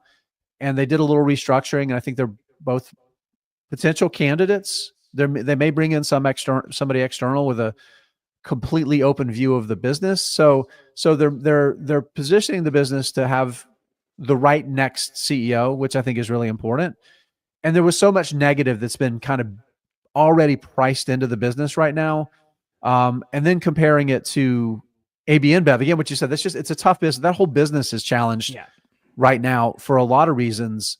I think Hershey's in a better position if we do go through periods of economic turmoil, because it's a brand that people are familiar with. Yeah. It's not expensive. You know, it's not a car where somebody's not going to buy a car when they're having to make decisions about what they're putting in the grocery cart, but they might pick up one of those Hershey brands and put in there as the treat, right? For the kids, or reward themselves a little bit for a hard work that you don't see. It's like what they call it, like the lipstick factor, what do they call it? Like, it used to be the health and beauty, although health and beauty has been in a real rough spot recently, but yes.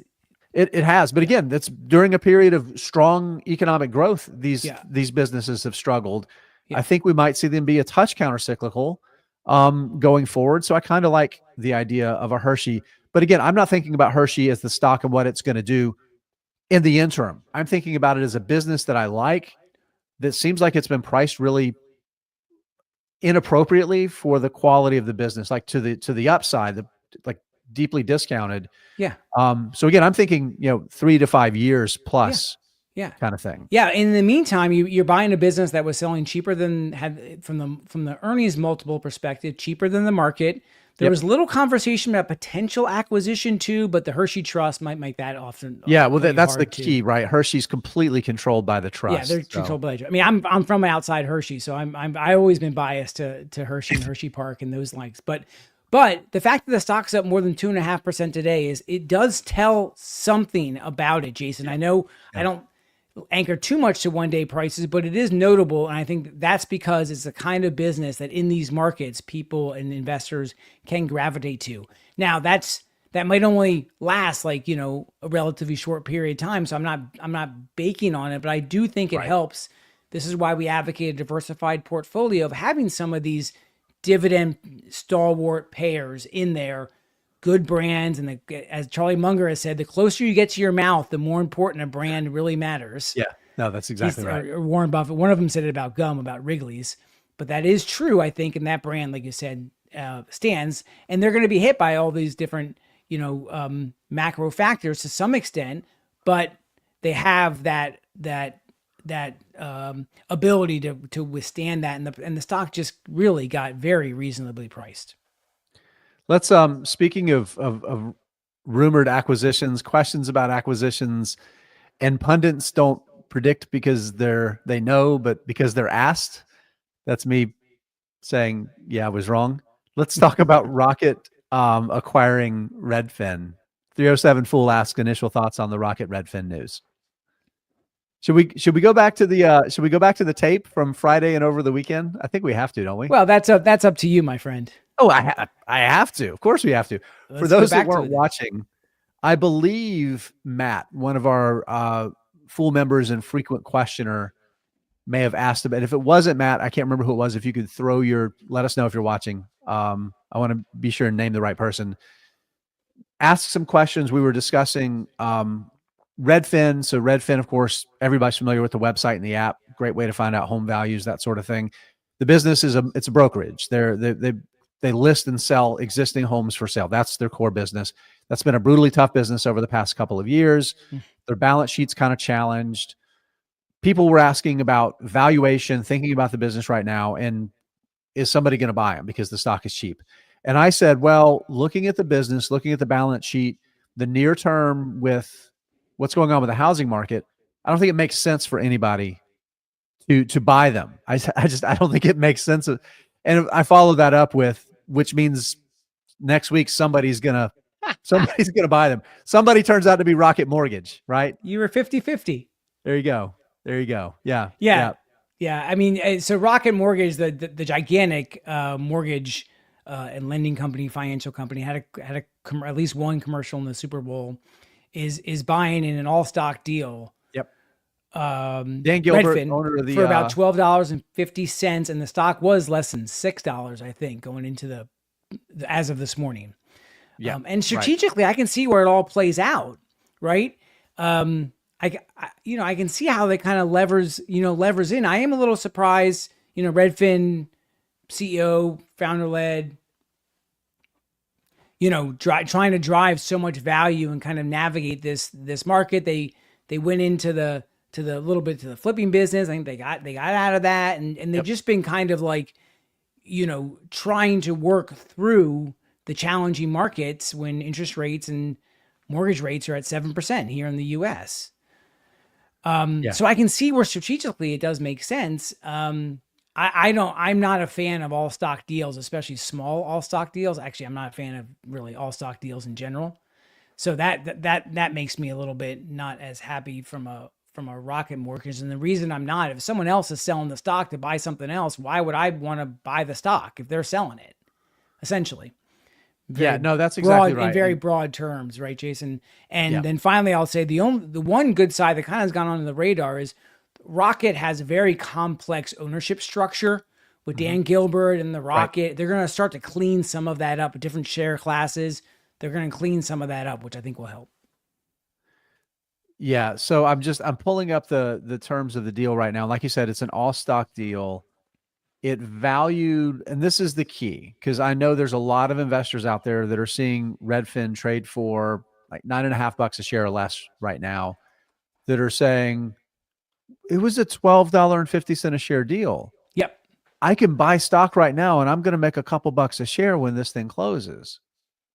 No, you're not. It valued that based on the closing price of Redfin and Rocket shares the last trading session before the deal was announced. So here's what happened. I'm going to share on the screen, because I love sharing on the screen. They say a picture's worth 1,000 words. The problem, Andy, is I share a picture and I keep talking. So, so yeah, Redfin stock's way up on the news. Rocket stock is down 16%. So a lot of that, yes, there's still going to be some like variance between the deal price and the current market price right now. So again, $9.67 a share. That's Redfin right now, and the deal price was 12 and change. So you're always going to see some variance when a deal is announced between the price and the actual takeout price. There's time value, right? And there's other factors like how much certainty the market has in thinking the deal is going to actually take place. Right. Sometimes you see it go above it, and that's because, well, somebody thinks there's going to be, investors might think another competitor is going to come in. There's going to be a bidding war. Another bidder. Or another bidder. Right. Yeah. So you see all of those things that are affecting it, but the biggest variance right now is that this is a stock deal, right? Yep. It's the Rocket stock. It's the Rocket stock price. Once this goes through, at some point they'll handcuff it and they'll get that ratio kind of like locked in. But that's narrow. Yeah. That's months down the line. Right. As they kind of work through all the regulatory issues, which they'll have to go through, even though both boards unanimously approved it, I believe. Both boards approved it. Yeah. I think unanimously. So that is and that's a pretty big gap at 9. So there's chance that the stock price has to come down. It's not going to be 12.50, and that's the merger arbitrage that hedge funds will play. Right. But the key is to remember is that even as that gap narrows, like, and what I have to do is I need to sit down and do like the share count and the conversion, like what does that work out to in terms of like what at $12.50 per Redfin share, what does the Rocket stock price have to be for that math to be right? And then what you're going to see is that whatever volatility you have of Rocket stock, you're going to get the exact same volatility of Redfin stock, right? Yeah. With the caveat that at some point, if we do see a big drop in Rocket's price, we could see Redfin shareholders revolt and say, we want more. That's right. Your stock's not worth as much anymore. Yep. We want more. So thinking about the deal, those are some of the realities to think about. And shareholders for Redfin still have to vote on the deal. Right. Right. So that has to be it's been approved by the boards, but it has to go through the regulatory issues and then it has to get approved by the board. So it's still a lot to play through. But the point that I think we're making, Jayson, is the reason the stock price is so different is because it's a stock deal and Rocket stock is down so much and it's dependent on Rocket stock. Exactly. No, that's exactly right. So I think I just want to talk really briefly about things that if you own Rocket stock, things that you would think about before making a final decision on what to do. Wait, Rocket stock or Redfin? Excuse me, Redfin stock. Redfin, thank you. Yeah. So first of all, of which I do, but I'm not taking this as personalized advice, Jayson. Thank you. Because I'm not talking to you, Andy. I'm talking to myself. Yep. I appreciate it. And thank you for, again, just a reminder. Not individual investing advice. I'm not advising anybody what to do in their situation because there's lots of different situations, and I want to lay some of those out that people can think through. So one thing is for somebody that is in a situation where maybe you own a tax shielded account, your retirement account or rollover or Roth 401k, you have a really good idea that you're ready to invest today and you don't have cash and you're ready to move on. This could be a good way to do that, right? instead of trying to get a perfect price, and like you're still dealing with the uncertainty of Rocket's stock price, maybe up and down. This could be the right opportunity to get that predictable. You know what you're going to get today, that $9 and change, and move on. And there's no tax implications. Mm-hmm. Now, there's lots of people that have bought the stock recently that have a pretty substantial capital gain. If you hold that in a taxable account, for most of those people, if you realize that gain right now and it's less than a year you've owned the stock, that's going to be taxed at your marginal tax rate. Your last dollar earned, the rate that your last dollar earned gets taxed on at that rate. So for some investors that maybe between now and when the deal is likely to close, if you have the patience and capacity to hold, to get to the point where it becomes a long-term capital gain, you've owned it for more than a year, holding it might be the right decision to do because of the tax implications. Mm-hmm. Yeah. Other people that maybe bought the stock sometime in the past 6 months when it was above that, the stock was $18 not all that long ago, it's an opportunity to realize a loss in a taxable account. Maybe there's some reason you've sold something else has gone up a ton, and it's an opportunity to maybe, and you don't see a path forward to getting a lot more money, and maybe it's an opportunity to harvest some tax losses. So there's a lot of different ways to think about this. And that's all taking into account, assuming that you don't want to own Rocket. For investors who want to own Rocket, That's right. Sit on your hands. Right. Right. Because you will get shares of Rocket in an all stock deal. Right. Right. So there's a lot of different right things to do depending on what you're trying to do as an investor. I don't know that I would consider buying Redfin at these prices based on upside. Maybe there is some. That's a really hard game to play because, again, you're basing it on the volatility of Rocket stock. And I'm a dude that was already wrong about anybody buying Redfin. So why would you listen to me anyway, Andy? Well, Ed apparently asked the question on Saturday about why no one has offered to buy Redfin out. And you were very... it was Ed. It was Ed that asked it. Okay, insightful. not Matt. It was Ed that asked it. That was the question that we answered. That's exactly the question. Yeah. I will say I don't love the deal I kind of get it. Like they're both in real estate and the adjacency, and you get the top of the funnel, right? But this is a highly regulated market in a lot of states. There are states that if you're a broker and an agency and a lender, like you're selling the house and you're selling the loan product, they don't like it when this is one business. That's I think that's where they're going to get some pushback and lots of questions on that, on jumbling those together. Yeah. Jayson. No, I think that's right. I think that's exactly right. And I think those are going to be headwinds for the business for this transaction to deliver value for Rockets while also maintaining what's valuable about Redfin. So we'll see. Yeah. We'll see. Okay. Happy Fool asked about Costco. In this environment, Costco has always looked expensive. Would you still consider it so? What do you look for as a buy then? I continue to look at Costco as this wonderful, incredible business. And even after it reported wonderful earnings and what little bit management kind of hinted at about because they don't give guidance. They didn't give any report any guidance. Was okay, it's fine. We'll do the right things by our business, but they weren't crystal clear. The stock sold off. I still look at it as a wildly expensive business based on its potential ability to grow earnings per share over the long term.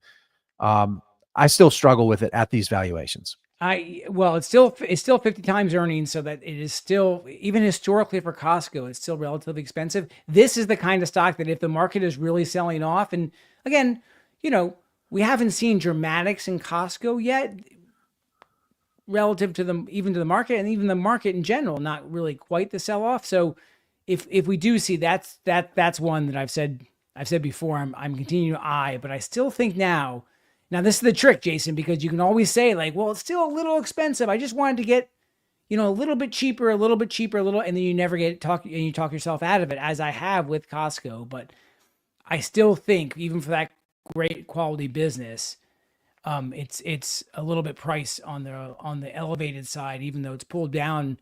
It's gone down from 65 times earnings to 55 times earning on the forward side, from 58 to 50.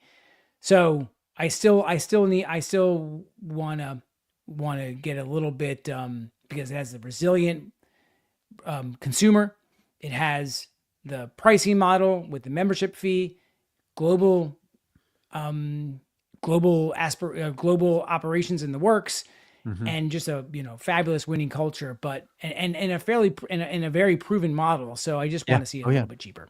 Yeah. Yeah. But this is, again, one of those reminders that, one of the beautiful things about the market is, you don't have to pick the racehorse that's going to win. There's so many wonderful businesses you can invest in, and you can still do okay, never buying Costco. Right. That's right. So yeah, but it's definitely, it is definitely on my radar. It's one I look at almost pretty much every day. Yeah. Yes. Same. Absolutely. How do you, okay. So this is an interesting question from Happy Fool. Sit it out for a bit, do individual stocks or index. So many options based on charts I've been looking at, still can drop more before leveling. So this is kind of a good, a little bit of a mindset, and also thinking about investing process and having frameworks for how to invest, Andy. I think it's the key. It's probably the key question, Jayson, that many of us are asking, and many individual investors, especially if you've just started in the last couple of years. It's like, gosh, do I sit this out? How do I emotionally feel about this? And I do think this is where, thinking about whether it's indices or individual stocks, that dollar cost averaging approach, the discipline to invest a little bit on a more regular schedule, even though in down markets, statistically, it probably doesn't perform as well as having it, in the markets, because as the markets are going up, it performs better. But I still think for most individual investors, the emotional benefit of buying a little bit here and there, exercising that muscle, is I think is healthy, and it builds that discipline in down markets to buying prices at lower, and then importantly, it builds it to be able to add prices a little bit higher as, hopefully winning stocks are continuing to win. So I am definitely, as I wrote today, I do not think this is like a sit out time or move money to the sidelines and try to time things. I think it's really about staying invested and looking for opportunities. And if you want to tweak on the margins, change some, pull back a little bit here from an allocation strategy, I think that's, no arguments there. But it's really the staying invested and looking for the opportunities to build out positions of those really high quality companies. Like Ed had asked, like, what are the best dollar cost averaging companies or what are the 3 that you would look at today? I think that's the approach we really want to encourage. Yeah, I agree. I think thinking about the idea of sitting it out, I want to clarify. They're sitting it out, meaning moving to cash and not doing anything, which I think is a wonderful way to Peter Lynchify to the bad side your portfolio. Lynch talking about, trying to avoid downturns and missing the upside. That's right. Is devastating. If sitting it out just simply means leaving everything alone and letting time do the work for you while you separate your brain from the volatility and kind of reframe things, I think that's a wonderfully healthy thing to do too, right? For some period of time, 100%. As long as you don't mess up a good thing and, blow up your portfolio trying to time your way in and out. That's right. The individual stocks thing, I think that's, there are opportunities. We will look back and find that there were opportunities to buy right now. And that's part of our work is finding those great opportunities. And we'll pick a couple here in a minute that we might like right now. But one thing too, like you said, just even if it's just dollar cost averaging into, that S&P 500 index fund, VOO or, one of those other products, and thinking about that as like your dry powder is, I think, a reasonable way to do. So sure, you might buy an S&P 500 index fund and it continues to fall. And if the market continues to fall, but there's going to be a really, really good chance that if it falls 25%, 20%, whatever, there's something out there that you love that's fallen more, that's gone down because the market's gone down. It's gone down more. Sure. And it's gotten to a point where it's like, okay, this is my opportunity to add to this wonderful business that's been a great winner. Yeah. And even though you're selling that S&P index fund at a loss, you're buying something at a much better opportunity. So you can still leverage it and not miss, we talked about, if you call a bear market every year, you're going to bat like 100, right? They come once a decade roughly. So thinking, be bearish in your actions, versus, letting a bearish mentality hurt your returns, I think is really important. Yep. Do we want to try to maybe throw some ideas out there about some good dollar cost average stocks? Yeah, sure. I think Ed asked the question, what are the top 3 companies that you would dollar cost average into today? So yeah, if we want to talk about some of the companies that we're thinking about. Yeah. Jace? I can do that. I think I looked at that before. Now I'm just trying to find where I was looking at it. Oh, it's over here. Okay. So the first one is Redfin. No, I'm kidding. I'm kidding. So a business that I like a tremendous amount, that thinking about the idea of maybe a really good, stable, high floor business that can generate some return over the long term, and I expect from this valuation going forward probably does okay, is Realty Income, ticker O. Oh, okay. Nice Great. dividend yield. The stock's holding up in this environment. I think it's priced appropriately. I think it's a reasonable valuation. You think they have a lot of exposure to the economy and a lot of downside here. They really don't. The vast majority of their rents come from really high quality companies that are relatively e-commerce resistant, which is good if you're thinking about standalone retail properties, but also they're recession resilient. So you think about downturn right now, a lot of people are concerned about the economy, right? Yep. So their customers are going to continue paying the leases because they need these properties, and they're built to withstand downturns. If your customers are built to withstand bad economic environments, that means you're built to withstand it. So I think Realty Income is one that I like a tremendous amount. If you want to look at a business that maybe there's more cyclical risk, but I think is really worth dollar cost averaging into because it's been a long-term winner, is Trex, ticker TREX. Yep. Gives you some exposure to housing in a way, a business that I think the headwinds of the homes market maybe belie a healthier, strong business, as we may see the other side of the cycle being more people spending to improve the house they have, add more outdoor living spaces. Incredibly profitable business. The returns they get on their assets are really good. They've already kind of got baked in some steps they've done to expand their capacity. So as they continue to take market share from wood and their competitors, they're built really well for that. So I'd say Trex is one. The last one, if you want, by the way, what's really interesting about Trex, Jayson, is they source so much inside the United States. Yeah. Oh yeah. Yeah. So their supply from recycled materials, and they have this Arkansas plant coming on. They're finishing all the capital expenditures to that. I think maybe the end of maybe the beginning of next year. Yep. Then that CapEx is going to go away. So their free cash flow is going to improve. Yep. And they source so much internally. So China did a wonderful favor for that company about 10 years ago when they stopped accepting this polyethylene film from recyclers.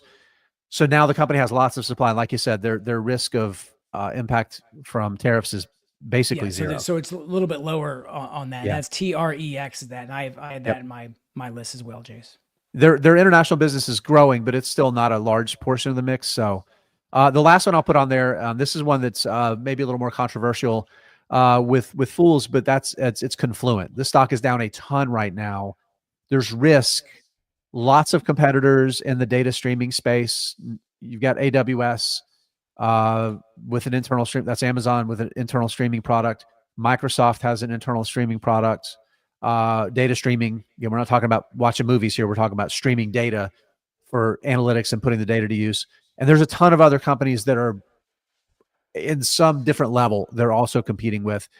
But I look at the price of the stock, I look at the trajectory of the business, and I see a dislocation. And I think it's an opportunity to buy a little bit every few months or every quarter and build out a position. And I think starting from where we are, that investors are going to be pretty happy with Confluent. One of the ones that jumps to my list is Vertex, and it's actually up today pretty nicely. And this is the leader in cystic fibrosis. It has the Trikafta cystic fibrosis drug. It's a leader in there.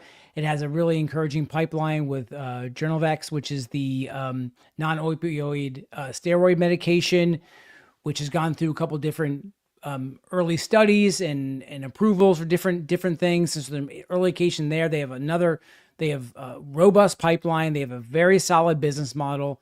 They have international opportunities as they navigate that market. $125 billion company. I think healthcare is a place that's been even though Vertex has done very well over the years, healthcare has just been a very difficult place to invest in over the last year or two. And so Vertex jumps to mind as one that's, while it's up today, I think that one is, if for whatever reason the market's pulling down, that's pulling with it. I think that's a great, that's a good DCA, dollar cost averaging one, even when the market's going up, I think. Yeah, Happy Fool also says, and this is to our conversation with Dog Mom earlier, as to someone who is nearing retirement, been there before. Yeah. Timing.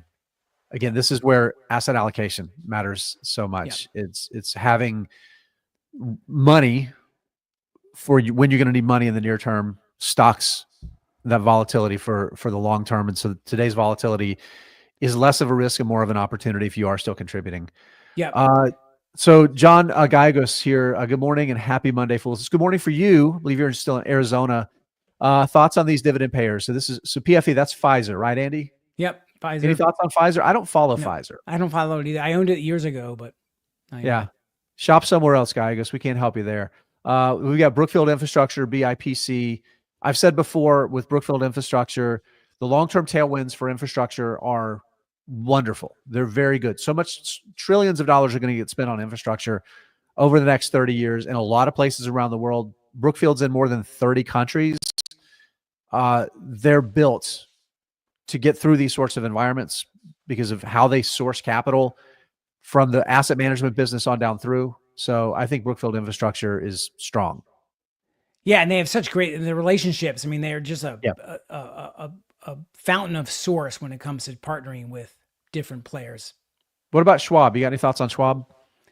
No, I think how they integrated TDW was outstanding. Yeah. I think they're getting massive scale, which is great. Yep. I think the valuation had gotten a little bit rich, but I think long term I continue to own it, and I think that's going to be in a pretty good spot overall. Yep. And now that I'm reading closer, John put in SCHD, not SCHW. So that's the Schwab dividend. That's the dividend. Yeah, that's their dividend growth. I believe it's their dividend growth ETF. ETF. Yeah. Yeah. Interesting. I think you got to look through it. It's a lot of high yield. No, this isn't their dividend growth. This is just their dividend ETF, because it's got companies like Verizon that have cut their dividend more recently than they've accelerated it. But one way to get exposure. SCHD. Got it. Yep. Yep. SGov. That's treasuries, basically. Yeah, it's a treasury ETF. Well, I love what Matt was saying. Jason, Matt had asked, Andy, on the Epic Opportunities podcast, I talk about Berkshire's massive cash pile. And I think I wouldn't say Buffett is fearful per se, but he's certainly not greedy. Yeah. Certainly not greedy. Yeah. Rose, I think some of those businesses I think are opportunistic. Like I think Trex is opportunistic. I think Brookfield Infrastructure is opportunistic. I do think more investors than fewer probably benefit from having a little cash in their brokerage accounts for opportunistic buys to prevent selling of perfectly good businesses because you're afraid of a top and trying to generate cash that way. So using something like SGov, which is a 0 to 3 months treasury ETF, I think is a perfectly reasonable way to do that and capture a little bit better yield. Yep. Andy, we're up against Sina said, by the way, I'll end on this. Sina said, for those feeling hesitant, adding a little to the S&P and NASDAQ ETFs might be a way to buy on sale, in quotes, in a DCA dollar cost averaging approach. And I do in my 401k investing. Part of my 401k money goes into very vanilla more funds, and so that's what I do. So yes, I think that's fine. And then the other part I use for stocks. Yeah, there you go. All right, I see two people that know healthcare and biotech joining us, Karl and Brian. Hey, good to see you guys. Hi guys, thanks Jayson. Good to see you. You got it, Andy. We'll see you around. Thank you, fools. Have Take a great care, show, fools. Karl and Brian. Thanks, all right. Good to see you, Brian. It's a heck of a day today, right?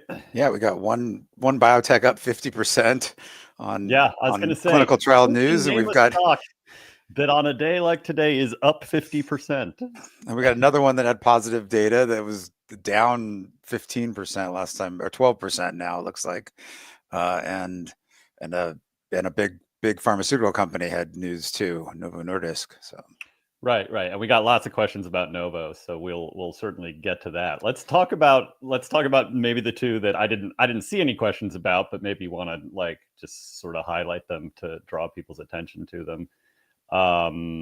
The first one, the one that is up 50% in a day where that's certainly going to get some attention, is Protagonist Therapeutics. And we both know this company, Brian, since it was a wreck.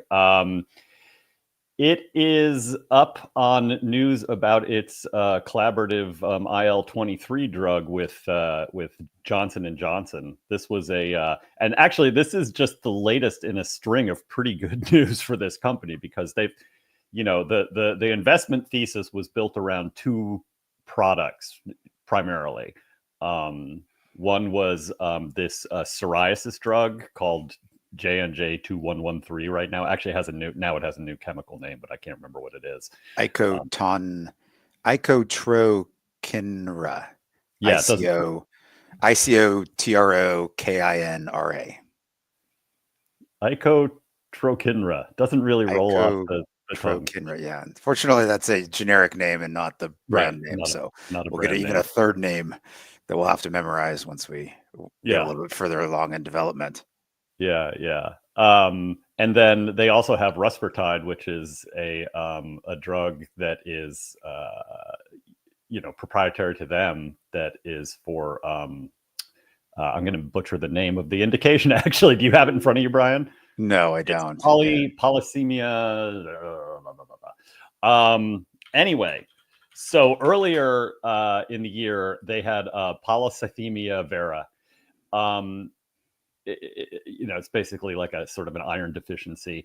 Earlier in the year, they had phase 3 data come out on that drug, and that was successful. So I believe they are submitting that one for approval. And then they have this drug J&J 2113 for plaque psoriasis. And the reason this drug is a big deal is first of all because it's a huge market. Second of all, because J&J was interested in this product in part because they have their own patent expirations to worry about on drugs like Tremfya, and they wanted something new to come in. So really, and finally, because this is an oral drug, and we can talk about that because that's significant too. And back when we were originally looking at it around that time, the rusfertide looked good, but this J&J 2113 drug was always, it was a little questionable because they had data that, while really encouraging, wasn't necessarily quite as good as the injectable drugs. And so you had this question of, is the fact that it's oral good enough to make up for, like, what might be slightly less efficacy? And then the results that are coming out today, it basically beat out the Bristol drug SOTQ. God, these names, I tell you, SOTQ, however you pronounce that one. Yeah. So it looks like it's going to be, quite a product contender. I will say that this is not a proprietary program. Obviously, it's a partnered program, and they are getting a royalty on it that I think tops out at 10%. No, it starts at 10%. It starts at 10% and maxes out at, I don't know, mid-teens. So let's call it 15%. Okay. So, but depending on the first certain amount will probably be 10%, and then beyond that would be higher. Amounts. And then they have the ability to co-promote, and Johnson & Johnson will actually pay for the co-promotion, so they can have 30% of the sales force be their employees, but then Johnson & Johnson will end up repaying it out of their portion of the sales. So I don't know exactly why they would want to do that, but they have that as an option. Well, I mean, I guess that would help them build up a sales force. I mean, right. Yeah, from their point of view, they get to help build a sales force that they could use for rusfertide, I guess. Yeah. So I mean, but a 10% royalty and up to mid-teens is in a market this size could be pretty significant, because you could be talking about a multi-billion-dollar product, and royalties like that come with J&J responsible for anything that those are incredibly high margin money rolling in through the door, right? It all kind of just drops to the bottom line. So that's why it's very significant for Protagonist. Yeah, they also had ulcerative colitis data that got released. That was today, right? So how did that look? That it looks good. Response rates of 63.5% at the highest dose compared to 27% for placebo. And then if you look for at clinical remission rate, it was at 30.2% for patients taking the highest dose of the drug, compared to 11.1% for patients who received placebo. So, and does that fall under the same agreement? This is like I imagine. Yeah. I can't imagine same royalty structure and everything. Yeah. Okay. So two potential indications for this drug from Protagonist and Johnson Johnson. Yeah. The only other thing I wanted to mention about Protagonist is part of like what's interesting about them and what's gotten them these partnerships and what so far has been successful for them is that they are a company that makes peptide drugs, and they make peptide drugs orally available. Now, where have we heard a lot about peptide drugs recently and interested in making them orally available? Well, that's all the obesity drugs, right? So semaglutide and Mounjaro and all these, they're peptide drugs. They're injectable. Lots of companies would like to make them orally available. And I would like to say that I have great detailed knowledge on what exactly Protagonist is doing, what their secret sauce is for making orally available peptides. I don't, other than that, I mean, I know that a lot of the strategy that's sort of typically used is about basically adding, you make the peptide and then you add a bunch of stuff to the pills. So you try to inhibit enzymes that would break down the peptides in the stomach, and you try to do things that make it last a little longer, and you try to do things that add to absorption. And I know what they're doing is something to the structure of the peptide itself. So rather than adding stuff to a pill, you're actually altering the structure of the peptide itself to make it more orally available. But beyond that, I don't really know exactly what their secret sauce is. I mean, it's a lot of trade secret stuff. So, but I mean, so far it seems to work because both rusfertide and J&J 2113 seem to have some success in this area. And so, not surprisingly, if you look back in their pipeline, they're also now working on an obesity drug. I think they're planning on moving that into clinical trials this year. Obviously, coming somewhat late into a very crowded market, but, maybe they'll be able to do better oral availability than other people. So, I mean, I wouldn't count that for much, but it's certainly interesting. Yeah. What was the other? You mentioned another company that's had good news today and is getting punished for it, which is more what we're used to. It was Beam Therapeutics. Yeah. So they had released data from the phase 1 portion of their phase 1/2 clinical trial in alpha-1 antitrypsin deficiencies, so AATD. And so this is it changes the genetic makeup of the gene to remove the mutation and produce the corrected version of the AAT protein. So it goes from Z-AAT to M-AAT. And they tested at 3 different dose levels, and at the highest dose level, they showed a total AAT level of 12.4, which they think is good enough to protect the liver and the lungs from this disease. And they showed a reduction in the mutant Z-AAT of up to 78%. And they don't seem to have any issues with tolerability at this point or adverse events. So, side effects. And so they're expecting to be able to go up even higher on the level, in the dose level. And so in theory, they could, assuming the next level up doesn't show any adverse events or tolerability issues, they may be able to increase that efficacy even more. Obviously they haven't shown that they've only shown that the protein changes. They haven't shown any clinical effects, but it's a genetic disease, so you would expect that any changing the genetic makeup of the patient, which then they've shown changes the protein levels, you would expect that would result in clinical efficacy. And eventually, they'll presumably show that in the phase 2 portion of the study. But it looks solid. The stock is down 12% or so.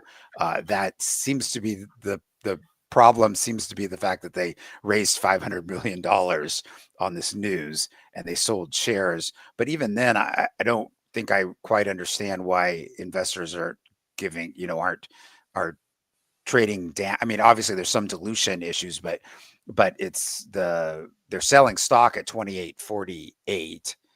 I mean, they did sell stock at 28.48 this morning, and it's trading at 25.17. So that's, down 11% from where it closed at yesterday, which was basically the same price that they sold the share. It is the same price they sold the shares at. So they sold the shares at exactly the same price as yesterday. Got good news, and then it's trading down, from all the way down to $25. Yeah, I mean, I will just say with the gene editing drugs, I just there's so much pessimism and doubt around just the model that I think even the news, sometimes people, and then there's the concern, particularly with Beam, which is, good news, good clinical news aside, is still a long ways from actually turning a profit. It's just, their continued ability to raise money. But it's let me see. Oh, Chris L wrote in a few minutes ago to say polycythemia vera is basically a malignancy of the red blood cells. Yeah, thank you. It's I guess it's basically you're producing too many red blood cells, I think is what it is. And so you get you can get dangerously higher iron levels. And so I think what the protagonist drug is doing, and I didn't mention before, the ticker is PTGX, right? Protagonist. It's mimicking a natural hormone to so not dissimilar than from what some of the obesity drugs do in a sense, but in this case it's a hormone called hepcidin. Okay, let's see. We have a few questions. Well, let's get to Novo Nordisk, because there was a number of questions about Novo Nordisk. We did a deep dive on it this morning. That's how, plus, it was just in the news, just happened to be in the news. Right. Yeah. That's one of the reasons why there's so many questions on Novo Nordisk, is because we did a deep dive on it this morning. So obviously they're down somewhat sharply today on further news out of CagriSema. But since you just did a deep dive on it, Brian, why don't you talk about it? So they're testing a combination of an amylin a drug that targets amylin and a drug that targets and their GLP-1 that's already on the market. And so there's a fixed dose combination, and the clinical trial allowed them to increase. It allowed the patients to go up to the step up on dose, and then there was a maximum dose. But if they ever got to the point where they didn't like the tolerability of the drug, they could go down in dose and hang, and take that dose through the end of the study, or even go down further if they needed to. And so about 70% of patients, I think, reached the top dose and stayed there till the end of the study. So again, that means that, the tolerability is maybe a little bit better than GLP-1 alone, but still not great. If 70% can't tolerate, or 30% can't tolerate the top dose. And then on the efficacy side, the weight loss looked about similar to the GLP-1 alone. The difference wasn't that different. And that's kind of surprising, right? That's worse than it looked when we saw earlier results, late last year, right? Yeah, I mean, I think it was, I don't have it in front of me. It was 13%. It was more like along the lines of, like, back then it was kind of like, oh, this looks pretty similar to Mounjaro, and now it doesn't even look. Now it looks more similar just to semaglutide, right? Right. So what's interesting, I'm curious if you have further thoughts on this. I mean, does that make you think anything about the amylin mechanism as the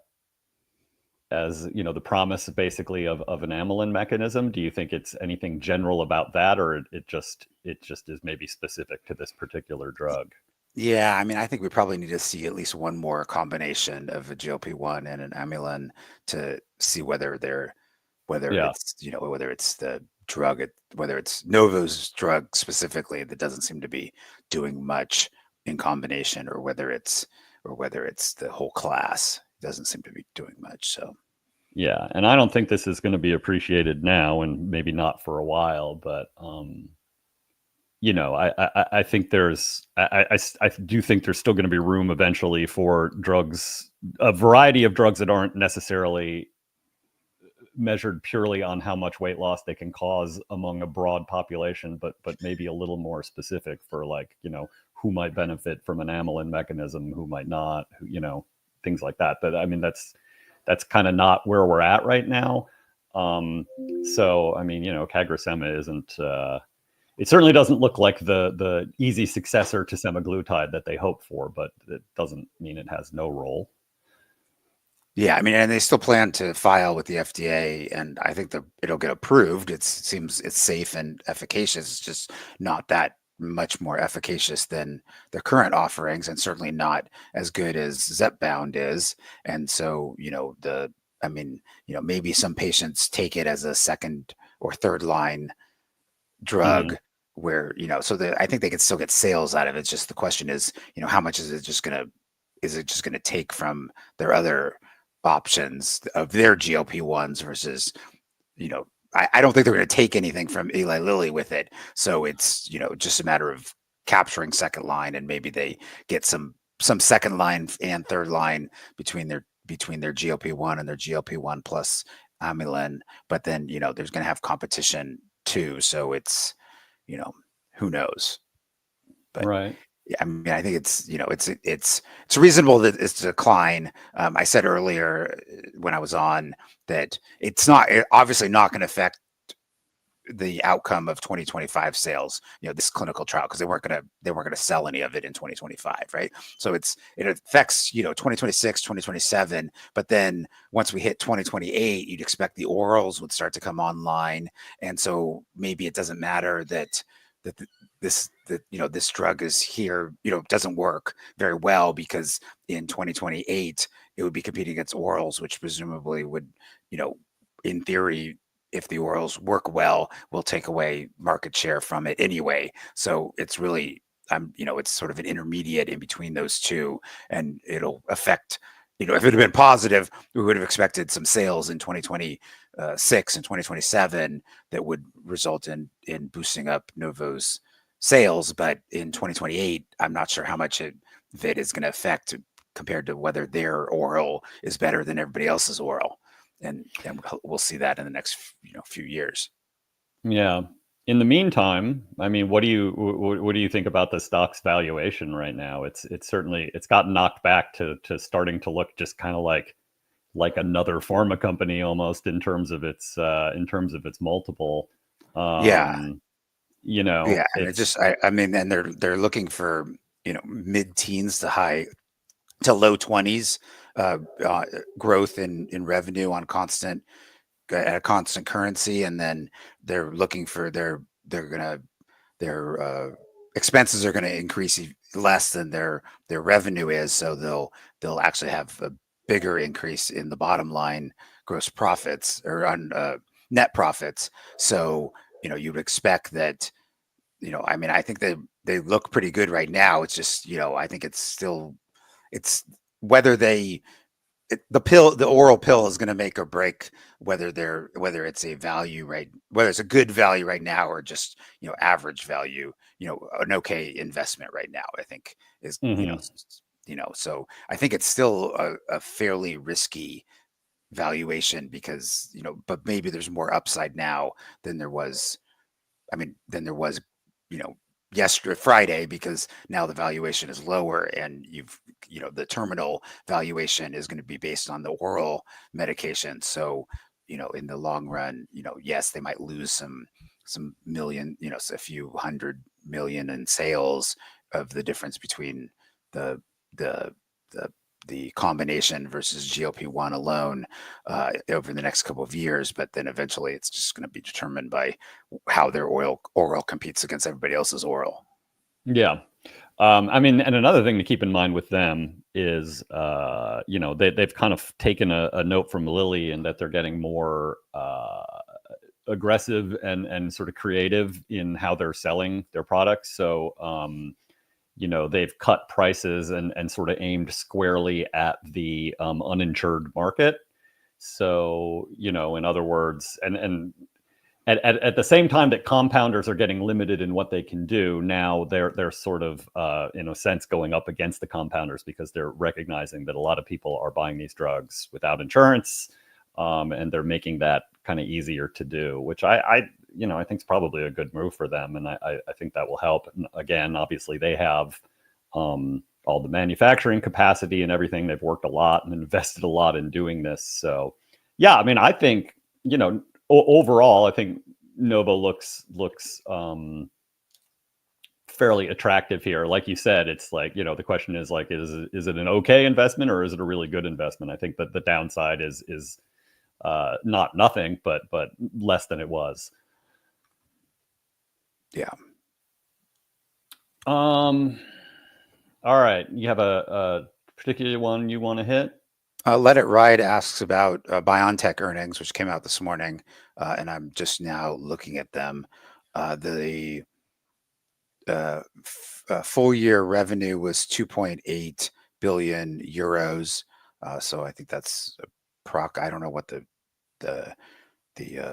exchange rate is, but they're expecting it to fall for 2025 to fall to 1.7 to 2.2 billion euros. Right. So that's looks like $1.8 billion to $2.4 billion.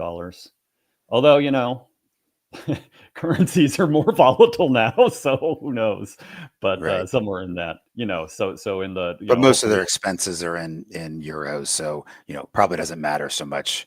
Right. But I guess they're going to be selling into the U.S. So if it changes, they could end up with more or less actual euros that come into their account. But they're still losing money. Obviously, not surprisingly. They expect they have 20 active phase 2 and phase 3 clinical trials. So I feel like that's more than Moderna has in late stage. But I don't exactly know Moderna's phase 2 count. So maybe it's about the same. But they expect to have multiple products on the market by 2030. Right. And they have multiple readouts this year and next year. The difference between Moderna and BioNTech is that BioNTech does other things besides mRNA. They have different ways of they go after. They decide on a disease and then decide what the best way to attack that is. Where Moderna says we're going to work on mRNA only, right, they are. And so we're going to only find diseases where mRNA makes sense, and then they only go after those. So it's a little bit different of a strategy, but otherwise, I think that obviously, it's not surprising that COVID-19 vaccine sales would be down year over year, and it's not surprising that it's a 1.7 to 2.2 billion range. That's actually smaller than Moderna's range. Moderna's range is 1.5 billion to 2.5 billion. So the low and the high is $1 billion difference, and here it's only €500 million.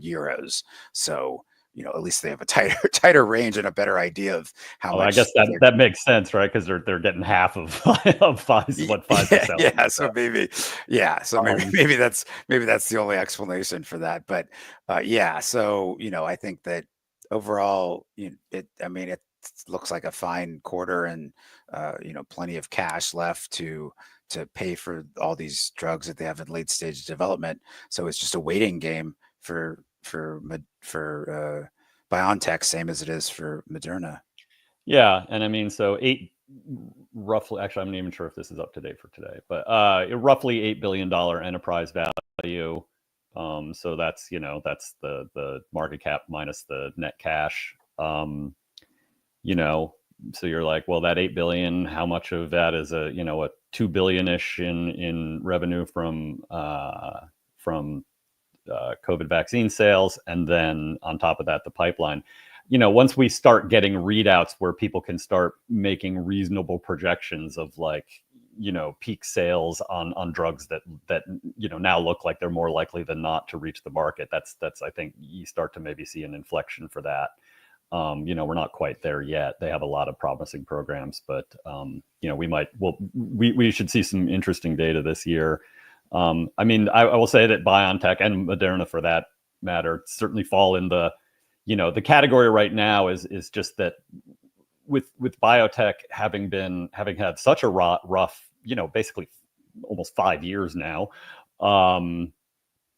really try to stick to companies that have products to sell, that have products that are very near to being able to be sold, and companies that have a ton of cash. And BioNTech kind of hits all of those. It's got a ton of cash. It is selling something, and its pipeline is advancing. Yeah. Okay, let me see. Oh, there's a couple of questions about Zimmer. I guess they're both from Matt. He's asking, can Zimmer be a decent portfolio player? And then, in order to get any meaningful capital appreciation from an investment in Zimmer Biomet Holdings, must there be an expansion in the market for hip and knee replacements? Zimmer is a slow growing company that is trading at a reasonable multiple, pays a small dividend. It's to me more of probably a defensive play in this market, and I don't even know, is Zimmer up today? I think that the state that healthcare is in right now, you sort of see it reflected. On a day that the NASDAQ is down, as I'm looking right now, over 4%, the Dow Jones down, the S&P is down almost 3%. Zimmer's up almost 3%, and that's not because of some change in what you're evaluating Zimmer's fortunes to be. Really, it's just that it's a defensive company. I think one interesting thing going on with Zimmer is they have a lot of these orthopedics companies have their various sort of surgical robotic systems, right? Intuitive Surgical, pretty much has the market locked up on soft tissue surgical robots, but when it comes to orthopedic robots, there's a bunch of different platforms, and Zimmer has its own. It's called Rosa, that can be variously used for spine and now shoulder. So I think they're kind of the first in the sort of shoulder area, and a lot of what the robots do, it's about getting extremely accurate on where your screw placements are and stuff like that. When it comes to spine, there's a lot of nerve mapping and stuff that's really critical to be able to do those surgeries. So yeah, I think it's a. I don't know that Zimmer's my favorite company in the medical device space, but it's a kind of decently valued sort of defensive play right now. I don't know. You have any thoughts on that, Brian? No, I don't really follow the large medical device companies. I find them really hard to value because they don't oftentimes break out. I don't know about Zimmer, but I know Medtronic doesn't break out their sales by product, right? They group them into like 3 or 4 bunches, and then they talk about individual products, but they don't tell you what the sales are. So they tell you that they're really excited about this new launch of this product, but without knowing how much sales is of the total for that category, then it becomes really hard to figure out, whether that new product is going to drive sales meaningfully or not. And so right. It's one of those, I just sort of stay away from the large medical device companies for that reason, where, large pharmaceutical companies, yeah, their bottom 5 or 10 drugs, they might group together in the other category, but the major drugs, they're all breaking out individual sales. And you can see, quarter over quarter, year over year, whether they've gone up or down. And that helps you figure out where the process is, and you can see when they're going to go off patent, and how much patent life do they have left, and that sort of thing. And so it's just, I find them, medical devices companies to be much harder to value than large pharmaceutical companies. Smaller. Well, and Medtronic is considerably more diverse than companies like Zimmer, which are more kind of narrowly focused on orthopedics. But yeah, I mean, I know what you're saying. I guess somewhat related to that, there was a question just on Globus Medical, GMed. Where I just Santha just saying GMed valuation is still fair. Again, so Globus Medical is, they're a competitor to Zimmer. I like them a little bit better than Zimmer. They're really focused on the spinal market. And, obviously the big development with that company over the past few years is that they acquired NuVasive. And in doing so, they really became kind of the, I think the number one player. They've actually done pretty well. Big acquisitions like that, you're always a little bit dubious about it, but that they seem to be doing pretty well with that acquisition. Again, it's not like a super fast grower, but the overall market for spinal procedures is growing slowly, and they should be able to grow a little bit faster than that, I think, and still improve their margins a little bit better still, as they continue to digest that acquisition. If we want to stick with medical devices, Dog Mom has an opinion. At least she worked for both Stryker and Zimmer, and says that she'd pick Stryker over Zimmer anytime. Stryker, the ticker is SYK. And she says Stryker is a broader medical device, so less volatile. So there's at least one opinion of somebody who's worked for both of the companies and is in the industry. That's all right. So Dog Mom needs to just go and work for Globus Medical now, so that we get even a better comparison. Right. If you don't mind doing that, and maybe Medtronic. Then, Medtronic too, please. And then this one just came in. I'm not going to really fully answer this, but just Ivan G. I'm sorry, we just finished talking about Novo Nordisk. I guess the very short answer to your question is, at least where I landed, is I think it's more de-risked than it was. I think there's probably more upside than downside. I kind of like it at this valuation.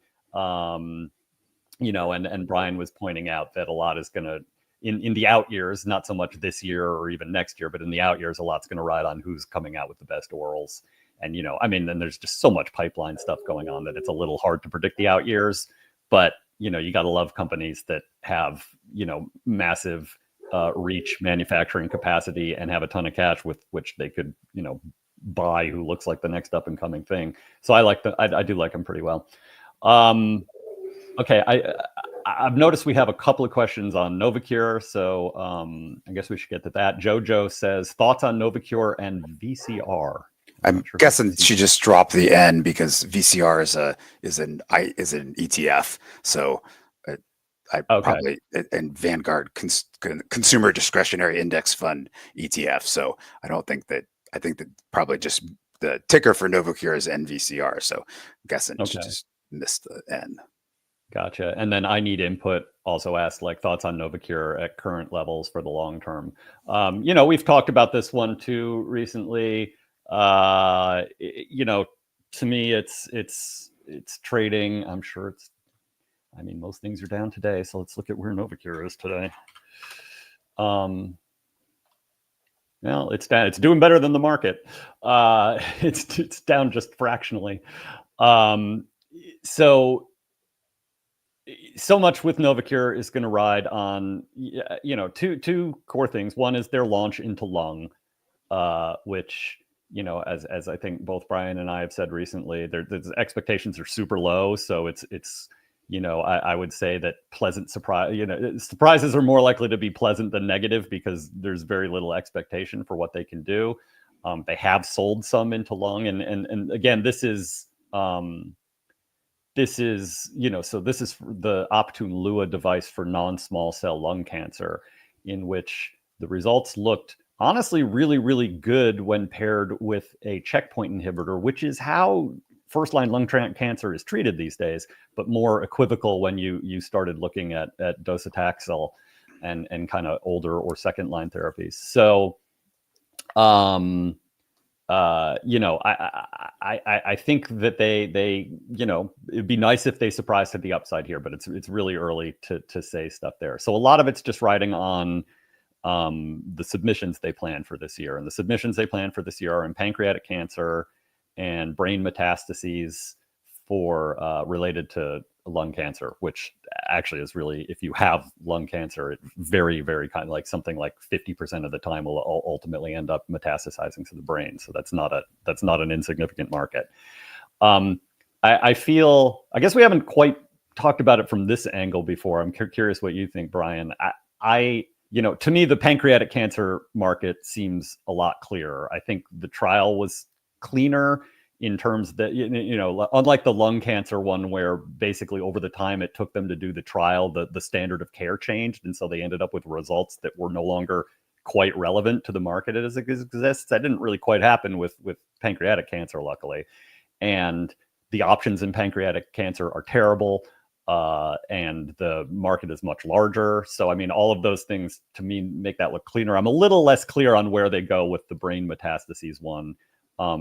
Just because even though they had very strongly significant results in terms of slowing spread, it wasn't really, they didn't really show a survival benefit per se. You were maybe delaying the time that you would go to something like really horrific, like whole brain radiation, which is not awesome. But like that looked maybe like a little bit of a harder sell to me. I don't know. What do you think, Brian?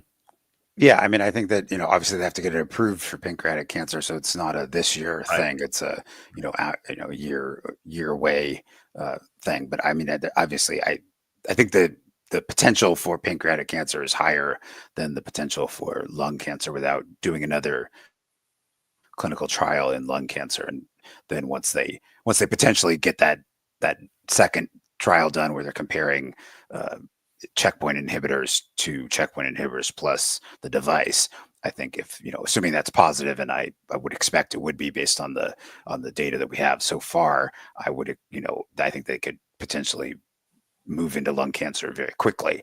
But right now I agree with you. There's more, there's not very much expectation. So it's sort of in a wait and see this year, and they don't have any clinical trial data that's supposed to read out, I think, this year at all either. So it's most, late stage at least. So it's mostly just checking on the lung cancer, hopefully trying to get in a little bit more into glioblastoma if they can. And then because they, they're best in class, but don't have 100% penetration. So there's something that there's ability to move further into glioblastoma. Not that it's a super large market, but at least it's, profits that, can trickle down to the bottom, it's revenue that can trickle down to the bottom line, especially if it's growth on top of whatever they have so far. So I think that's what I would look for is, try to get more growth into glioblastoma, and then we're sort of, hope and pray that lung cancer turns out better than expectations, and expectations are pretty low. So, there's more upside than downside there. Yeah. And I will just say as a final thing about Novocure, I mean, remember, this is a business that's selling $600 million annually. The company has a lot of cash. So, I mean, this is a beaten down stock that is not in, sort of danger the way that some biotech companies are in actual, solvency danger. Like Novocure is in fine shape, even though they're not, they're still reporting losses right now. They're in fine shape moving forward for the next several years. Okay.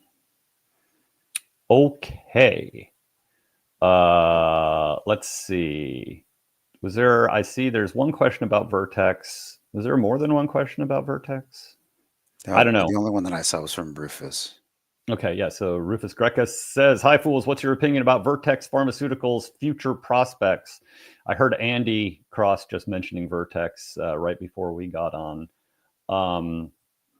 Yeah, I think Vertex is, they've got as close to a bulletproof business in cystic fibrosis as you're going to get. It's another company. Again, if you want to, just take a quick sort of temperature gauge of how healthcare has been over the last few years. You look at a day like today when a lot of healthcare companies are doing comparatively well versus the rest of the market, because they're saying Vertex is up a little bit, although Vertex has done very well.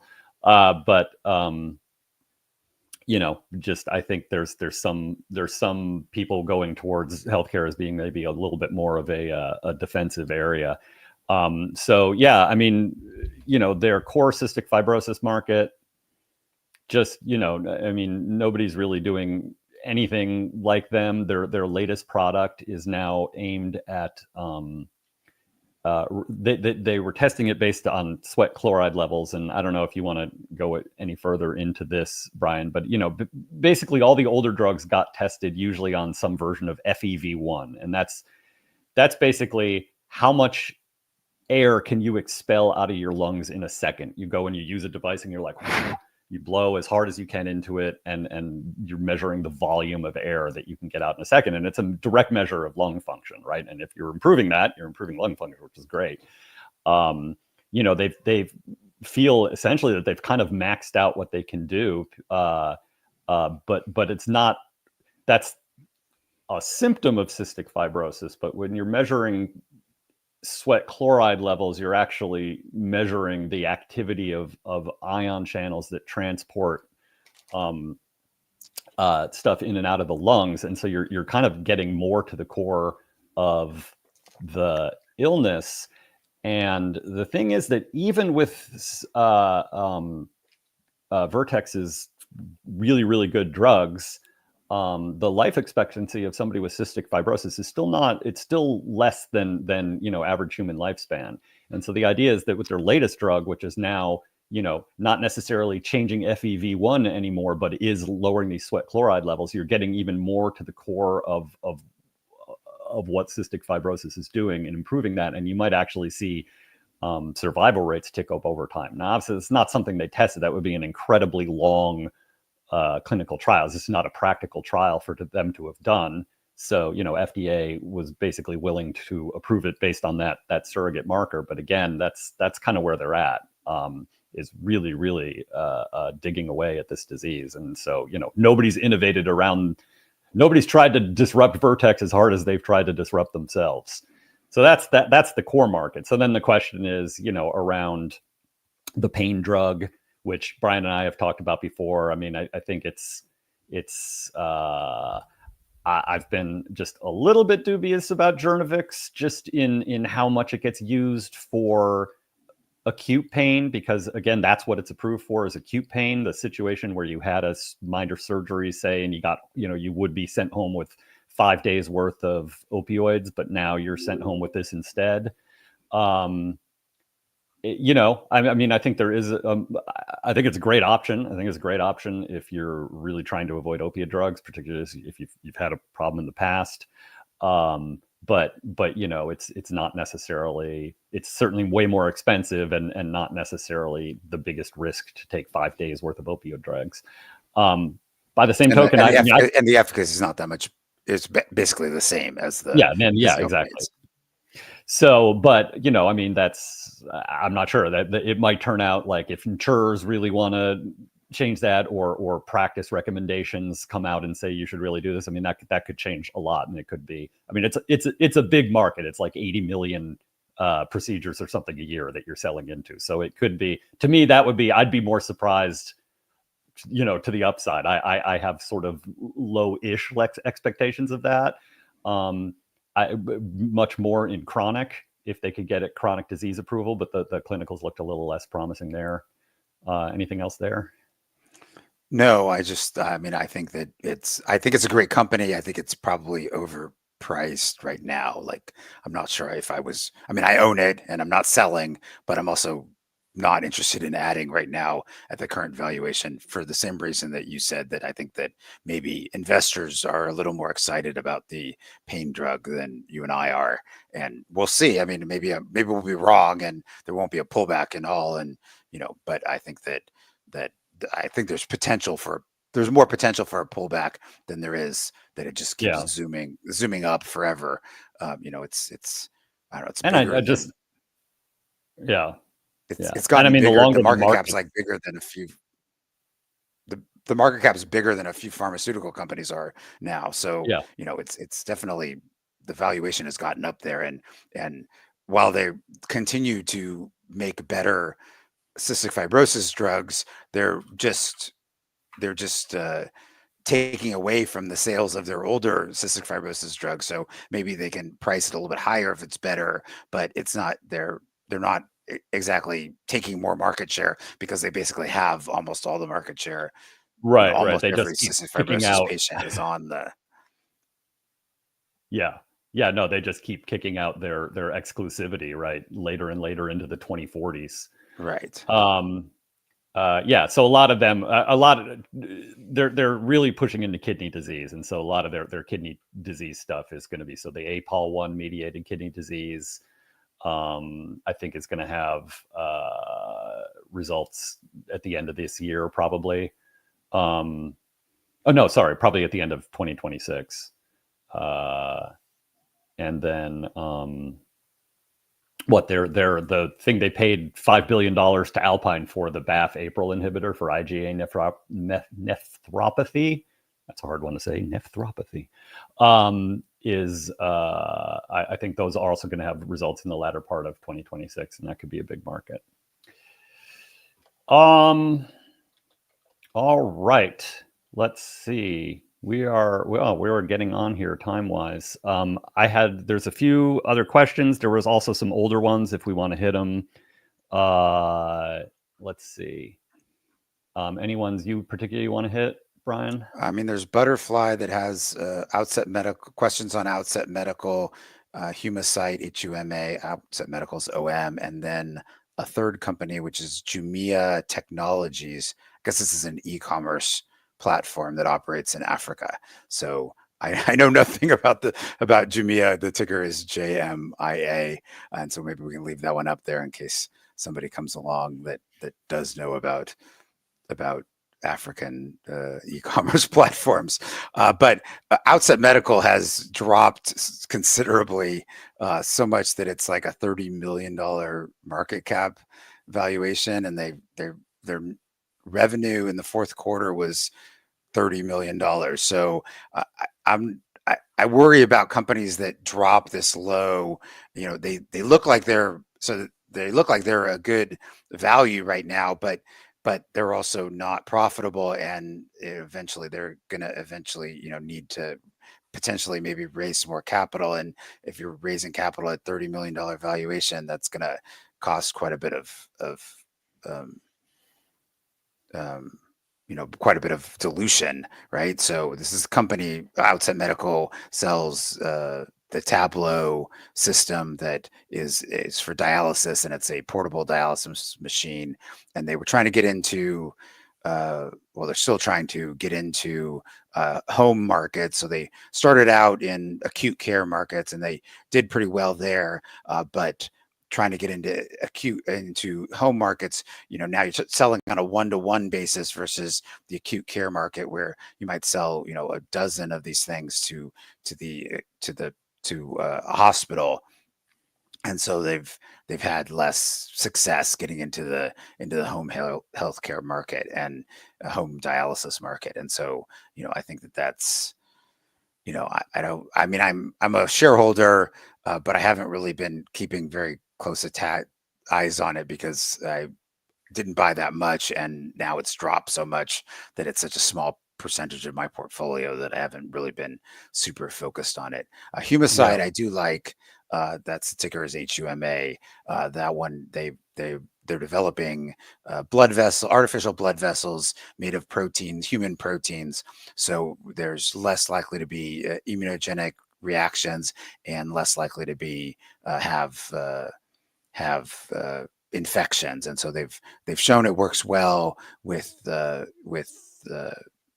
issues where you have major trauma, and so you've got blood vessels that have been cut in your arm or your leg, and then they have to connect those back together so that they can not lose so that blood can continue to flow and therefore not lose the extremity, not having to have a amputation. And so they've gotten approval for that, and they're moving in the right direction. They just need to show sales, starting in the first quarter of this year. We'll get the first sales out of the company. So I mean, I'll just give the knock on Humacyte, just 'cause, I mean, I like the company too, but I mean, just to understand like why there's some pessimism around it.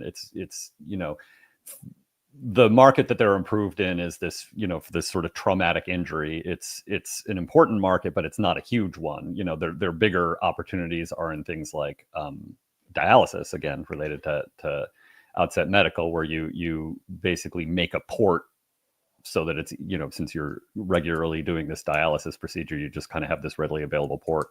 And the clinical results in that were, while they had good patency rates and they had low rates of infection, their rates of like kind of clogging were, so thrombotic events were actually somewhat higher than the control group. And the idea is like, oh, that might not be good enough for approval. So, there's this worry about, they're still studying this. There's still going to be more results that come out, but there's a lot of doubt around that. And so if you're wondering why is the stock this cheap, it's that. Right. I agree with you. Let's see. There was a question about Pfizer earlier. I know it got asked towards the end of the last session, and Jayson and Andy kind of kicked the can to us, I think. So maybe we should answer that. I'm not seeing it right here, but it was basically a question about how Pfizer looked. Pfizer, again, I would not be surprised if it was up today, because this is the kind of market we're in at the moment. Yeah, I mean, marginally, it's basically flat. Again, it's a it's going to be viewed as a more defensive play. I think Pfizer's pretty reasonably valued. They pay a nice dividend. They're probably not in any danger of not continuing to pay that dividend. The reason that it's at a relatively low multiple has to do with that dividend, 6.4% yield. That's not too bad. PE ratio of about 19 is what I'm seeing. The reason it's down there is just that it's sort of they had this huge windfall from the COVID vaccines. I mean, they still make some money off of that, obviously, and Paxlovid. But man, they spend that money wildly. I mean, they spent $43 billion on Seagen, which both Brian and I were happy about because we were on the other side of that trade. But they did spend a lot of money on Seagen. And it's less obvious where their immediate pipeline prospects are coming from to make up for some patent expirations that they have coming.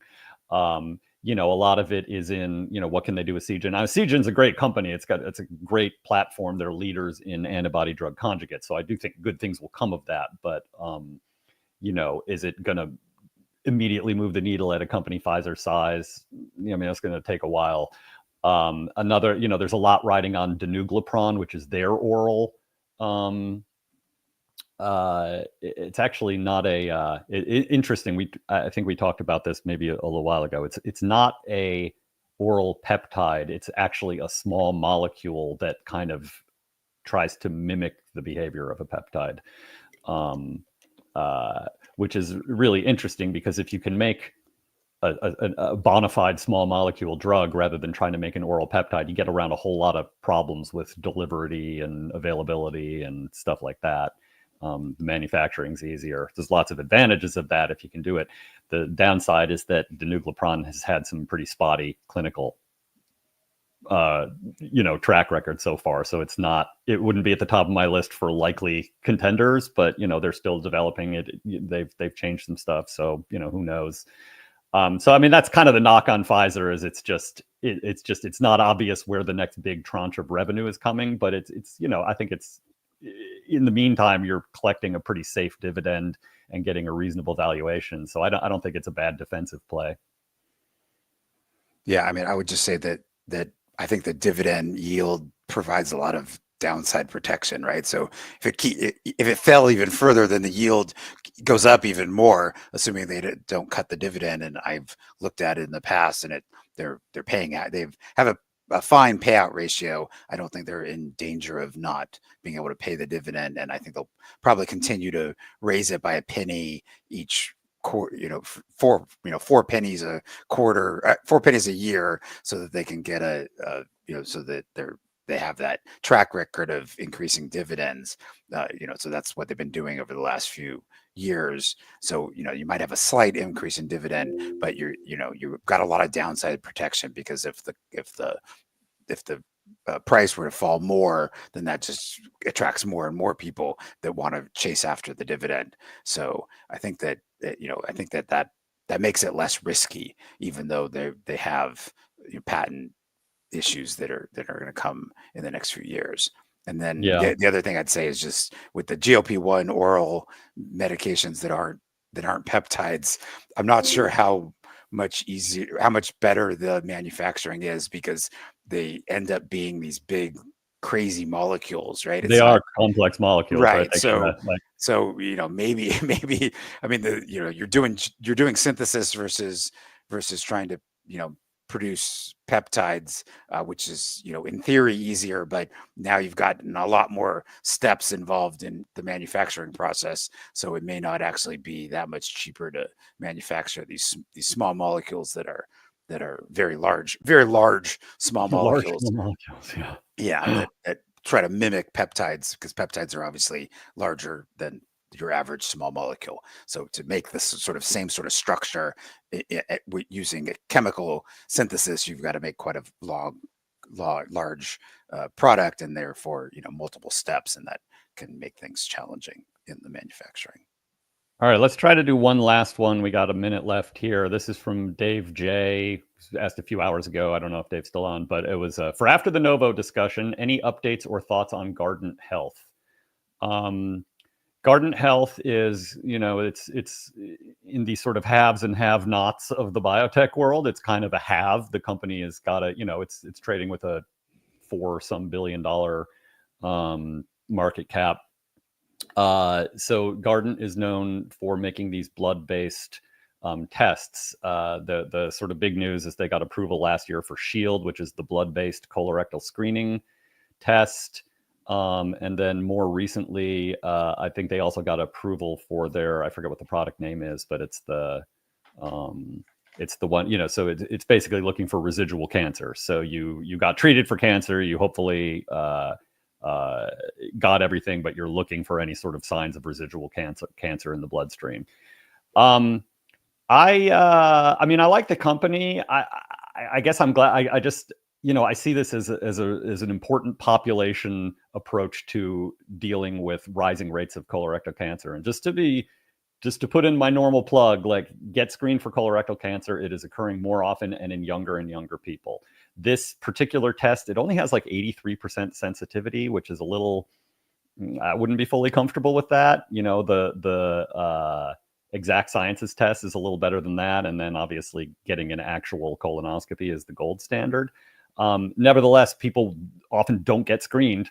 And so, if this makes it easier to just get a blood draw in your doctor's office, more people will get screened. I mean, that is population wise, that's a good thing. As an individual, you might want to think of, what you think your risks are and how old you are and everything else, whether that kind of 83% sensitivity rate is good enough for you. In the meantime, Guardant will keep improving on it, but, still very early in terms of sales. I mean, I think they only had a few $1 million in sales in the last quarter, so it's kind of early to tell where the product is ramping. But their other one is doing well. and I should It's probably. I just want to mention it's down 10% today, and Yeah. I can't find any news that for any reason why it's down 10% today. So, Well, right. I mean, yeah, I don't know if it's anything more than, it's not a beaten up healthcare company. It's a premium priced healthcare company. right. All the beaten down ones are, attracting, I think, some rotation maybe, but hard to say.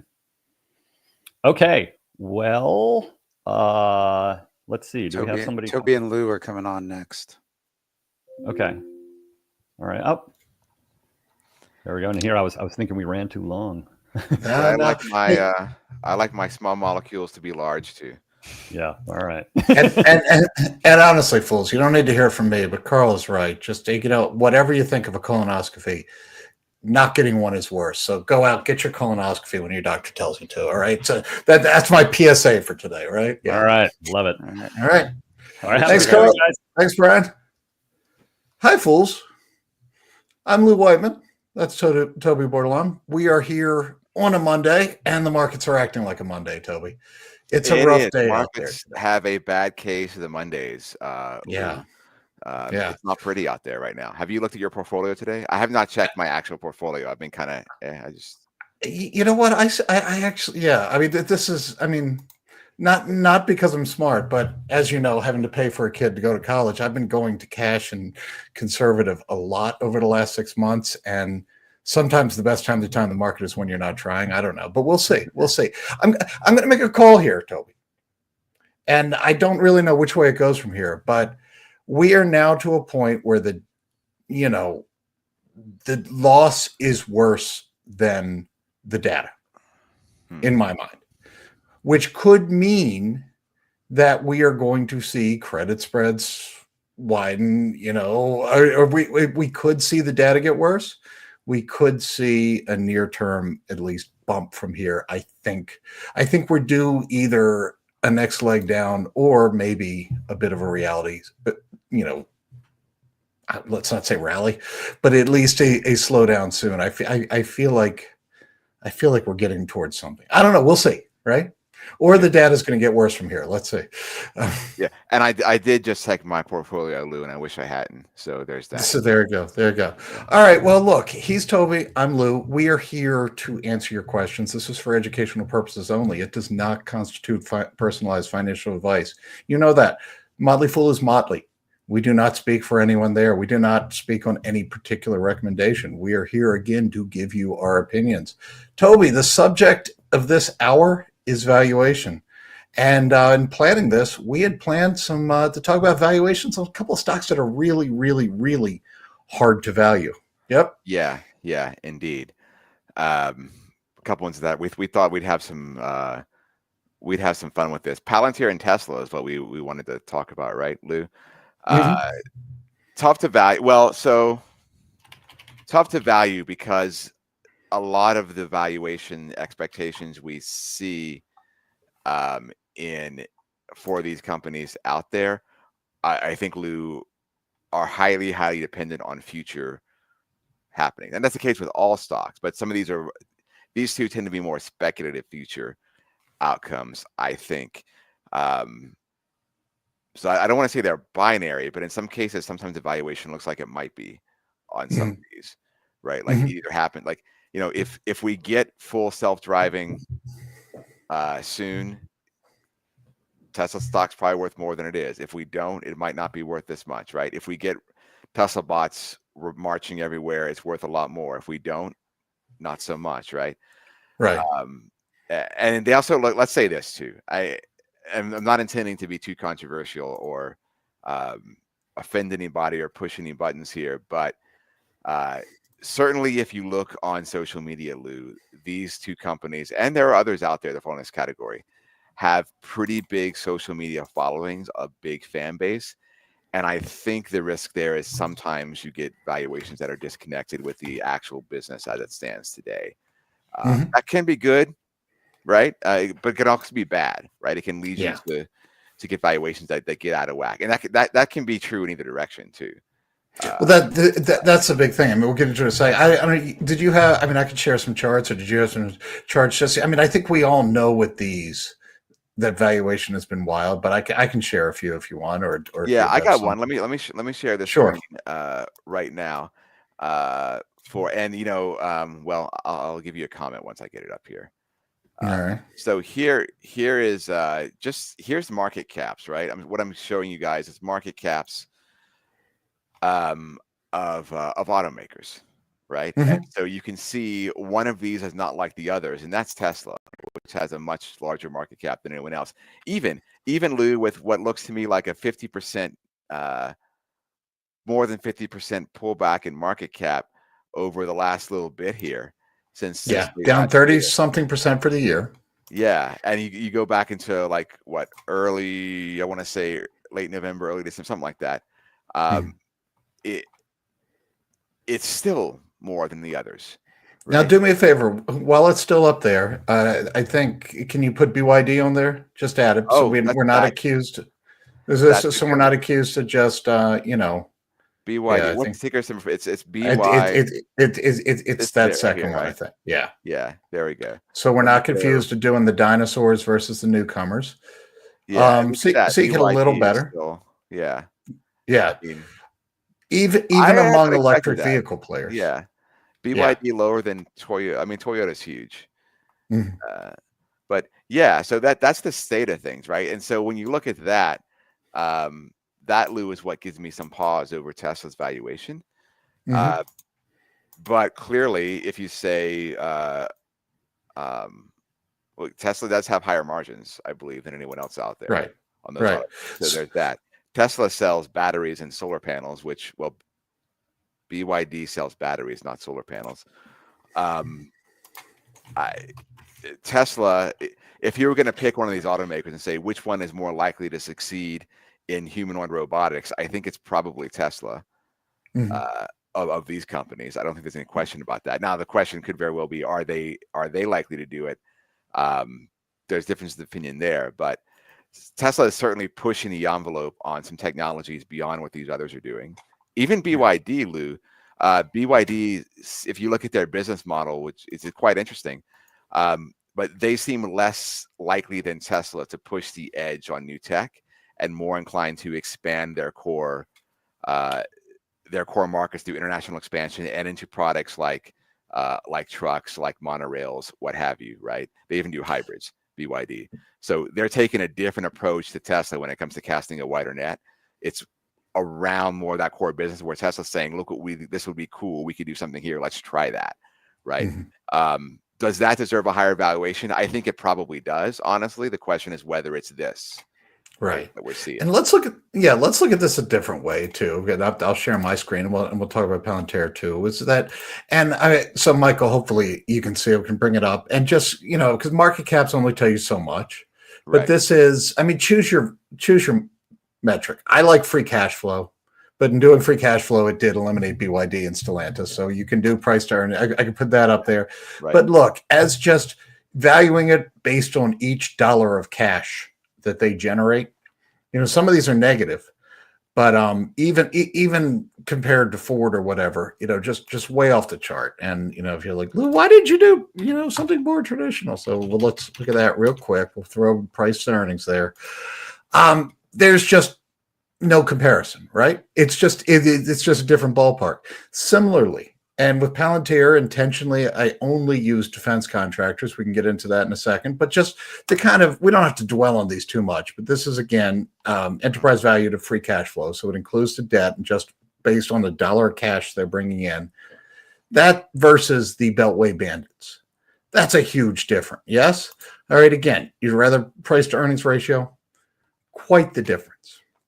And so here's the thing to think about with this, I think. And Toby, you can tell me what your big takeaway is, but especially on a day like today. All right. The funny thing about it is, at any time, and let's pick on Tesla because Tesla has been around longer. Any time in the last decade, I could have showed you that chart, any of those charts, and said, this is why it can't go up from here. And it did. And at any point in time, I would have been wrong. Yeah. Okay. Yeah. You cannot, there are some stocks that you just can't use valuation metrics. You just can't use math to predict the stock price. And fools, this is why it's important right now. And I am not predicting the future. I can't tell you which way Tesla stock is going. I can't tell you if we are about to get a prolonged downturn or if like this will be the last red day in a month and, you know, we'll go all green for a month. I don't know. But with these sorts of stocks in times of a pullback, and we are certainly both of these down 30% plus for the year, this is a sign of pullback. Inevitably, some of the same people that correctly ignored the numbers on the way up and ignored, like when someone like me would say, this is why the math says it can't go up from now, will go online, go on wherever, and try and use numbers to explain to you why there's a floor at some level. And with these sorts of stocks, just as it's true, you can't use math on the way up to predict, to say this stock can't go up from here. I would urge you to show extreme caution, if not straight out ignore anyone who tells you, but now on the way down, you can use numbers to call the bottom because you can. And again, that's not saying it's going to 0 to 100 to 200 to any other price. It may go up from here, but just please understand, you know, if the game that's being played, you don't get to change the rules just because the stock isn't going up anymore. There are some stocks that just, you aren't valued on fundamentals and haven't been in the case of Tesla for a decade. And that has not been a knock on Tesla for the next decade. It may carry them to, I think ARK still got a $2,500 price target on them. So, you know, it may carry them from here. Never let anyone tell you that here's why 180 is a hard floor based on the numbers, when the numbers didn't really matter why it was a hard ceiling 4 years ago before it was at 180. Does that make sense? Yeah, I think it does. And Tesla down 15% today, Lou. As I'm looking right now, they ain't over yet.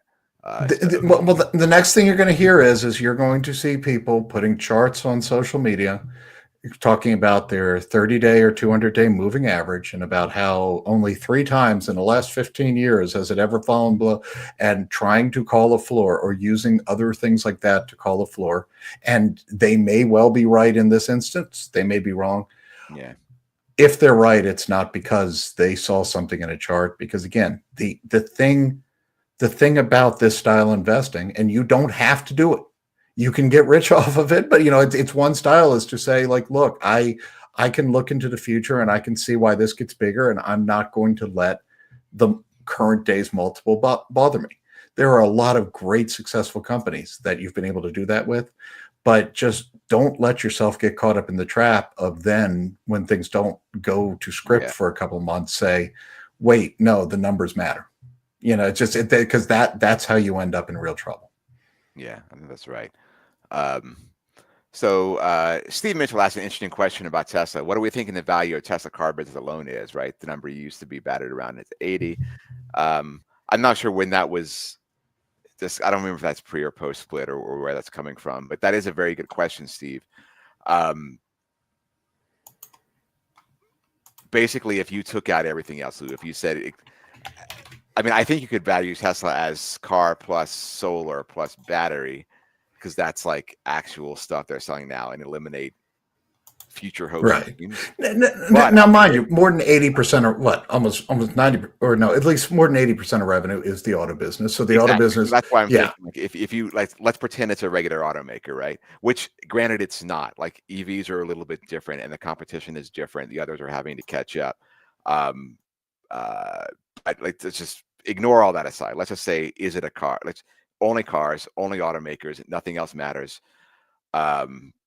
We care not a lick about full self-driving technology, which you should when you're looking at them, because it is for some a selling feature.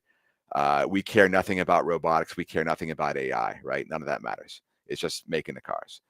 And to the extent we do care about those things, let's just pretend they're just like everybody else, which again, they're not, but whatever, we'll pretend that. What would you do, Lou? Where would you put them if it was only the automobile business as it exists today, with our best guess as to what the growth in those car sales are going to be over the next couple of years?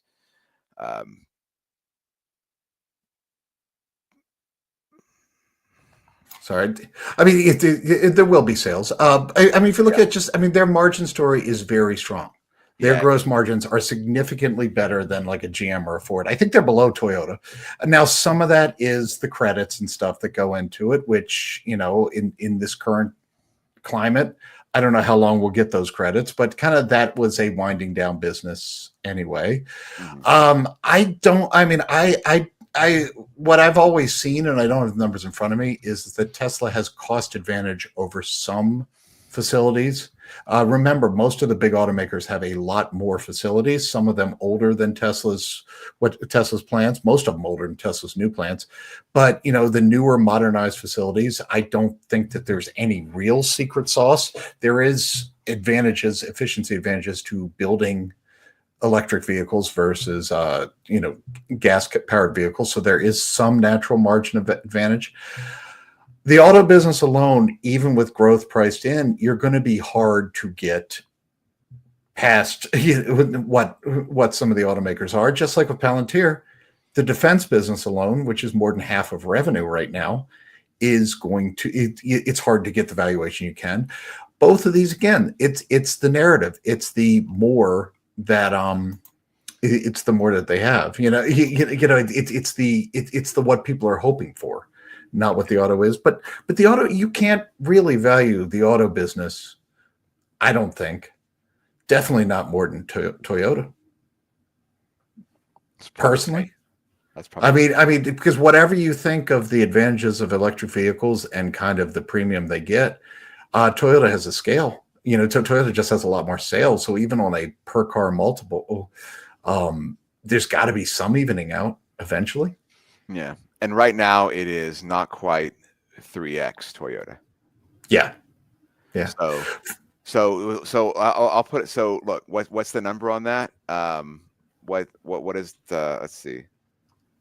So if you apply that, if you're being a little bit conservative, I'd say assume it should be a third of the price. They're not quite 3x Toyota, but call it 3. Let's be a little conservative.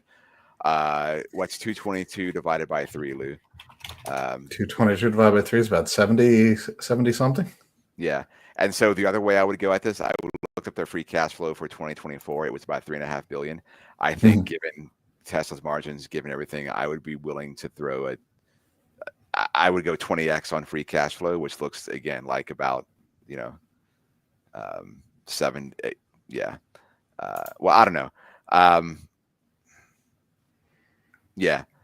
Yeah. So and again, I don't know if it's ever reasonable to just think that you should lock in on the value, like the valuation of the business. Yeah, that's the thing. I would not necessarily.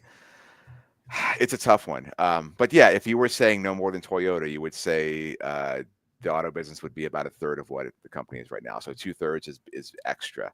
Now, some of that extra is the solar and the batteries, right? Some of that extra is their auto business is a little bit different because they're all EVs. Some of it is some people just prefer the cars. I have a Tesla. It's quite enjoyable to drive the car. It feels intuitive, right? There's some value there. I like the technology in the Tesla. It's quite nice. So maybe there's a little bit more there, but then you have a lot of it clearly about future prospects and some stuff that isn't there yet. Full self-driving, robotics, more AI features, all of that, robotaxi potential, right? That kind of feeds into that. So it's a tough one. It's a tough one for me, Lou. Especially I don't own the stock anymore. Do own a car, and again, the one we have now, we bought on a couple months ago, right? So it's a relatively new one. Love it. Here's the thing, and this is why it's so hard. And this, I think, Fool's how you should need to think about, especially these companies. But really, any valuation is just, as Toby said, you're normally not paying for today's business. You're paying for the future. Paying for the future, right? So whatever it is valued at is a story about what a business can become in some amount of time. Mm-hmm. And to me, being sort of a conservative investor, old, however you want to call it, but with my style of investing, I want a story that I can tell in a reasonable amount of time with a reasonable amount of hurdles. Okay. Your risk tolerance is basically just a measure of how much further you're willing to go out on either the timeline or number of hurdles. But there's a big difference to me that between a company that is valued, that assumes a year from now they can do A and B, and A and B is similar to what they've been doing, versus a company that you kind of have to go out 4 or 5 years and hope that A, B, C, D, E, F, G, all the way through Z happen. It's hard to pin down with a formula or a number, but that is when you're trying to ask yourself, does this valuation make sense? I think that is the mind frame to look at. It's how reasonable is it that they will hit these goals that are sort of priced in, and how long will it take them? Because as we all know, life tends to throw curveballs. So it is much harder to say for certain that things will go the way they should over 5 years than it is that things will go the way they're looking for the rest of today. So especially with these companies that have earned investors a lot of money for their ability to just kind of become unlocked from traditional valuation metrics, all the more reason that if the story is what matters, you kind of have to, if not fact check, but at least try and see if the story vibes with you, because you are buying that story whether you realize it or not. So make sure you realize what that story is and say, yes, I'm at peace with that, or I'm comfortable with it. That's the way I think of valuation. Yeah. And I think you kind of alluded to a good point here, right? Like, if someone convinced me that, yes, all these things could go right for Tesla and it could be worth what it is right now, 5 years in the future, my response would be, but I don't want to buy it for what it's worth in 5 years. I want some upside, right? So it's got to be more. Like, these expectations that might be priced in, it has to be even better than that, right? Oftentimes, I prefer companies where I think there is a high likelihood of surprising me with some performance. And with Tesla, where I struggle, Lou, is that I feel like if they surprise me, they kind of meet everyone else's expectations and don't really exceed that. And so where's my gain going to come from? That's kind of a problem for me around the company right now. Besties asked 10 minutes ago, nobody knows, but you have to think what could trigger the deep and long fall. It was the interest rates in 2021. What could it be now? Tariffs, recession. I think the key is what you said first, besties. Nobody knows, right? Yeah. And so it's hard to, and this can apply to what would trigger a decline in Tesla or Palantir or one of the other high valued stocks, or what could trigger a market decline like we're seeing now. Nobody knows. In this instance, it is, I think tariffs is driving it, but it's a lot more than that. It's just general uncertainty over what is going on right now that is driving today, especially. And I think a lot of investors don't really know what to do with that. And so, just sell, and then I'll figure it out later, right? Yeah. I think that is kind of what we're seeing today, including with Tesla. Like, you don't drop 15% for, I think, normal, rational reasons when there's no real news on the business coming out today. So clearly, there's some fear driving this. There's something besides just normal expectations. Nobody knows, but I mean, if you think about it, we're basically, and again, we're not talking politics here, but basically we've just spent the last few weeks unwinding the enthusiasm that followed the U.S. election. True. And let's see, I can pull up the exact data right here. The election was on the 5th, correct? The S&P 500 is down 2.5% from its close on the 4th. So we have basically just gone on a big half circle from that. Where we go from here, who knows? But what I think in hindsight we can say is what triggered that is that maybe assumptions got ahead of themselves coming out of the election, and so now we're just adjusting assumptions. Now that doesn't tell us where from here. The bull case from here is that I don't think, and this is what I said at the top, we're at a point now where either the data is going to get worse or stocks are going to settle down. Because looking at the data, there are reasons to watch carefully. But if you look at the jobs report, if you look at just where things are going, consumer confidence, there are a lot of just alarms, but no real hard evidence of time to panic.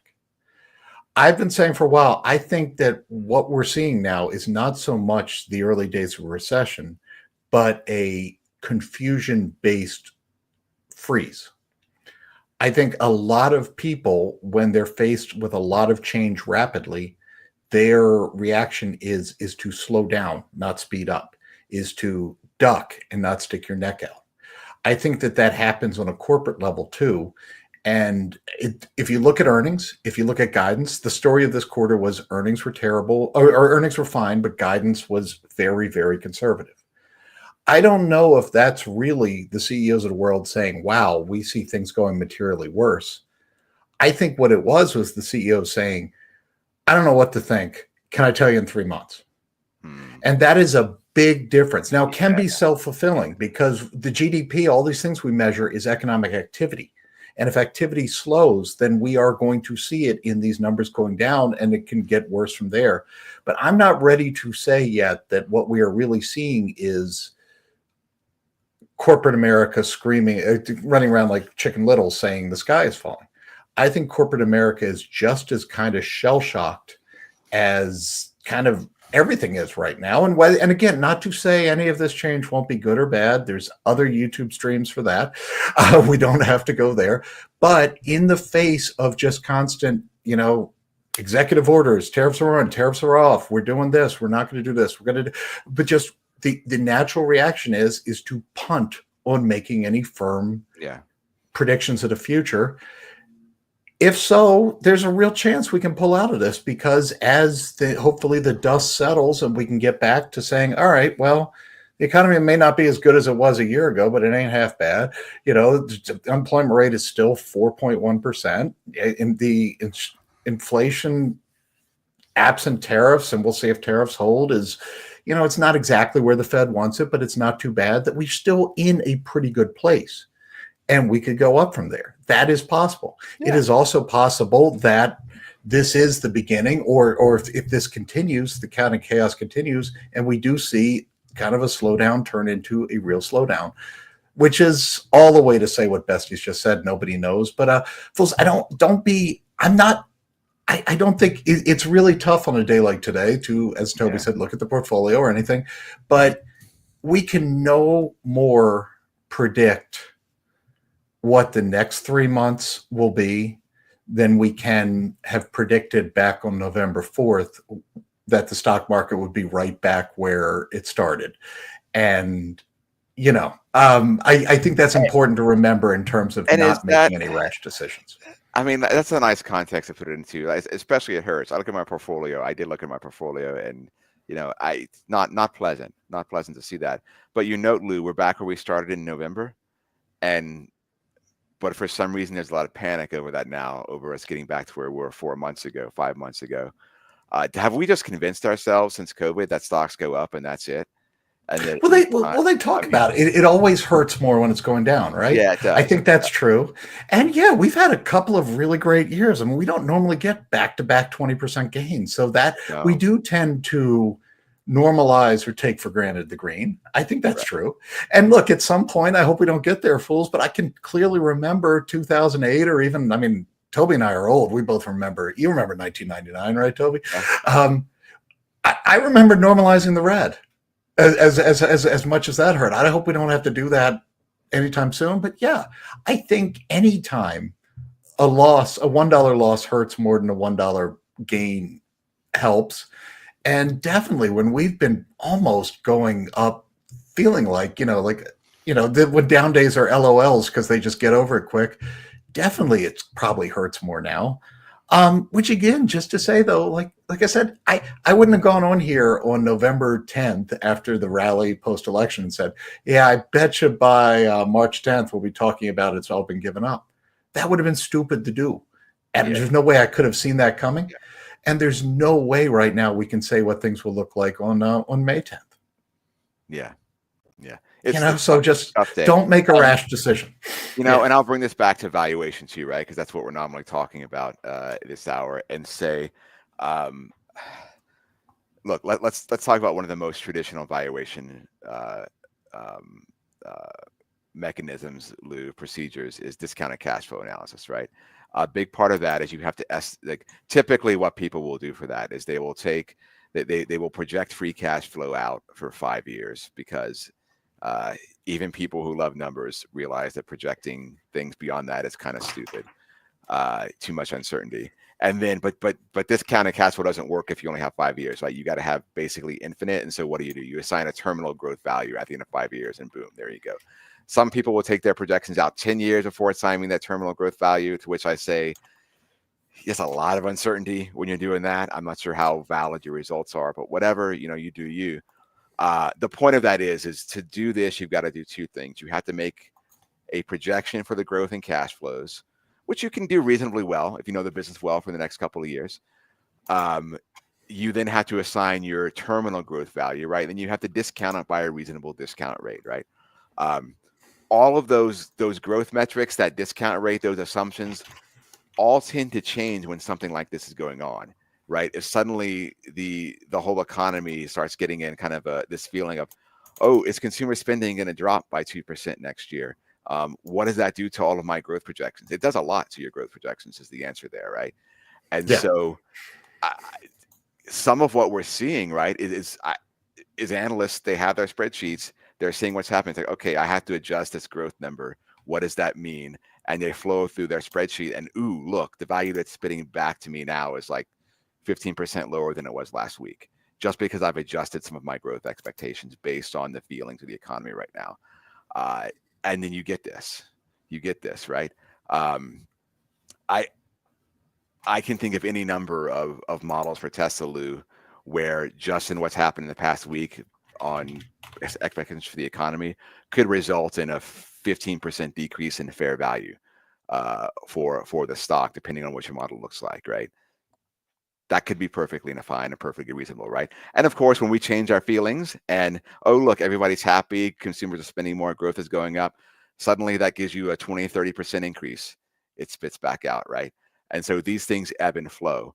I just say this to point out that someone could be trading stocks today based on a discounted cash flow valuation that to them looks reasonable based on what their inputs, on how their inputs have changed. And when you have a bunch of people doing that and a bunch of people all lowering their expectation because of what's going on in the economy, you can get days like this when a bunch of traders are suddenly saying, oh, our price targets are a lot different, we got to get out, right? And then you're left with us, Lou, long-term holders who kind of have that approach. You know what? The company, any company, pick your company, still looks strong. It's not going bankrupt. This too shall pass. I'm going to keep holding for the next 5 years. What's the JP Morgan, the person, not the bank quote, but like in downturn, stocks return to their rightful owners, right? Yeah, and as Ed notes, the only half hour that matters, since look, half the volume of the day is in the last half hour. That's why, by the way, not to go on off separate soapbox, but NASDAQ, the 24-hour trading, why is it such a terrible idea? Because we are just going to suck volume out of the whole system. But we're actually in the last half hour, as the pros log on, kind of getting a bit of a bounce now. We'll see if it holds, but we are off the lows. Still very much. I like being off the lows. Yeah, still very much, Toby. If you break it down by although this, let me just share this real quick, Michael, if you can, because it is sort of a tough thing to read. But as far as what's going on right now, I think this just tells us the story we already know. This is broken down by S&P factors: large, mid, and small, value, core, and growth. Large cap growth is getting hit disproportionately hard. Value is getting hit proportionately less, which, again, I think just tells you what we already know, right? Today is a risk-off day, and people are saying, yeah. All right, so it is. You know what's up big for me today, Lou? Redfin. That's really good. Wait, before we talk about this, Fools, just a reminder, it is Slido, so the code is Fool24. Tell us what we're wrong. That's fine. Tell us we're right.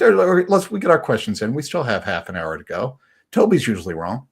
So I don't mind telling him. Wrong. Yeah, I'm often wrong. Anyway, let's talk Redfin. Redfin, and shifting gears here for a bit, guys. Redfin went up today because Rocket Mortgage is buying them out.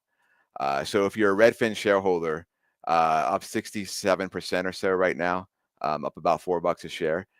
If you're a Redfin shareholder and you've been a Redfin shareholder for maybe like a year, maybe 2 years, you're probably quite happy with that. Even 3 years. No, if you've been a Redfin shareholder for 3 years, you're actually quite displeased by what you've seen. I have a mixed bag. My Redfin position was built over time. So there are some buys in which I am still way down, even with this acquisition announcement.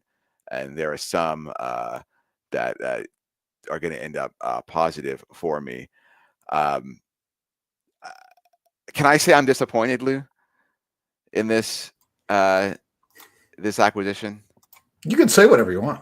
I'm disappointed. I think there's more long-term potential for Redfin here, and I don't know. And I can see the argument to say, well, they do have a decent debt load. Who knows what the housing market is going to do? There are struggles ahead, and sure. But the optimistic part of me is disappointed to see this particular buyout price. I'll just say that. So it's a fixed rate, right? It's 0.79 something shares of Rocket Mortgage to Redfin. And that is what you should be looking at, not the 1250 number that was floating out there on some headlines I saw. It's a stock for stock, full stock for stock deal. So if you're a Redfin shareholder and you hold through the acquisition, you will receive shares of Rocket Mortgage in that fixed ratio. I think Redfin is still trading below what that would be based on the Rocket Mortgage's price today. Rocket Mortgage also dropped pretty big. Yeah, I was going to say you're off almost 7 or 6% from the high of the day, which is sort of reflecting, digesting. Yeah, and it's unclear, right? So some of Rocket Mortgage's fall is probably because shareholders are not super happy about the deal. Some of its fall is because it's just today, and of course, someone like Rocket Mortgage would sell off in a day like this. Well, I just said no one will stick their neck out right here now. Rocket said, "Oh yeah, hold my beer," right? Because they are sticking. Yeah, I don't get this for Rocket, and I'll tell you, I have mixed feelings as well. I sold some of my Redfin a while ago because my belief was kind of waning. They haven't been able to take share. And I all along thought that they were the choice to disrupt the real estate industry because the real estate industry is really hard to disrupt, and they were the only ones trying to do it from within.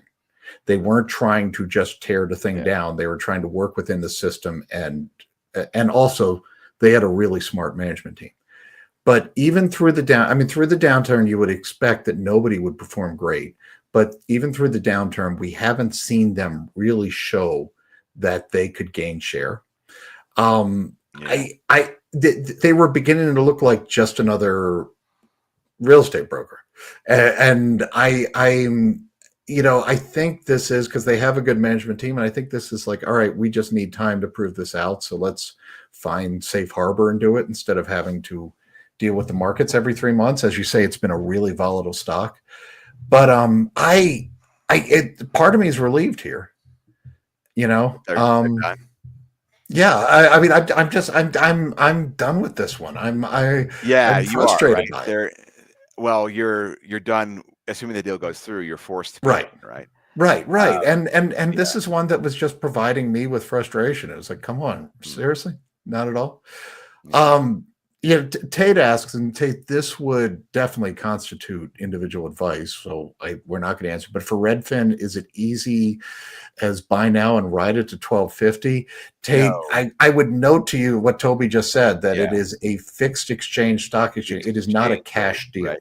So if you this point forward, right, if you're a Redfin shareholder and you are holding your shares, you're going to get value from two ways, right? One, it is. Let's assume right now that the Rocket Mortgage stock price never changed between now and when the deal closed. There is still a gap between where Redfin is and where your shares would be after the conversion happened, or your Rocket shares, right? So you will get value from that compressing, hopefully upwards, as time goes on and people get more and more confidence that the deal is actually going to happen. I suspect you'll see a big narrowing of that gap when shareholders actually approve the deal, and when the 30-day Hart-Scott-Rodino filing period passes, and without any regulator saying we're going to look at this deal and challenge it, right? If those two things happen, it's pretty much a done deal, and you'll see that collapse, right? The other way you get value from here is Rocket Mortgage shares going up, right? So you're kind of locked. There's going to be that discount because there's uncertainty over the deal closing, right? But beyond that, Redfin shares will rise and fall as Rocket Mortgages rise and fall because of a locked that locked ratio. And so from now till the end, a big part of your investment thesis has to be, what do I think of Rocket Mortgage? Because that's kind of what you're buying, right? Right. Because again, just to underline that 3 or 4 times, you don't get cash here. The only way you get cash is if you sell the share. Right. You get so this means, like, guys, you got to pay attention to this, right? Like, I'm not selling right now. I am probably going to hold, at least because I think the deal is probably going to happen. And so I'm going to hold until that gap goes away or narrows much more than it is now. But you need to pay very close attention, and they're starting Q2 or Q3 2025, right? Is when this is going to close. We don't know exactly when. But if you do not want to be a holder of Rocket Mortgage and you want to hold on to capture some of that additional value that might be there, then you need to pay very, very close attention to when this deal is going to close and sell your shares before it does. Now, you could always sell after, but I like to avoid complications and make things all nice and neat. So my likely result for me is going to be sell the shares after the shareholder vote, once I know the deal is probably happening, and then I'm just going to be out, right? I prefer not to do the exchange for Rocket shares and then have to deal with that. But if you want to own Rocket, take some time. If you want to own Rocket Mortgage, then don't do anything, right? And you'll just eventually own that. Just to put some meat on the bones. So the exchange rate is for every Redfin share that you own, you will get 0.7926 shares. So at the current Rocket price, that's about $10.57, not the 12 whatever it was, which is only about 7% off of what Redfin is trading. So there isn't really that much of a upside spread. Look, the chances are this deal is going to get done.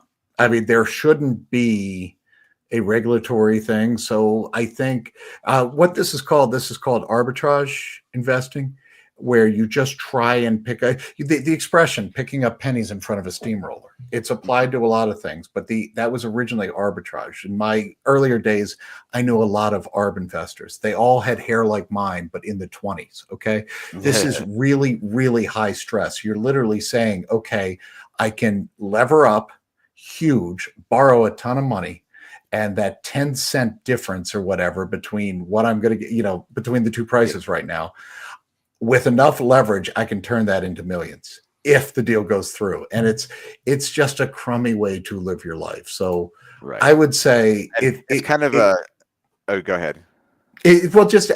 Chances are the deal's going through. At this point, it's, do you want to be a Rocket shareholder or not?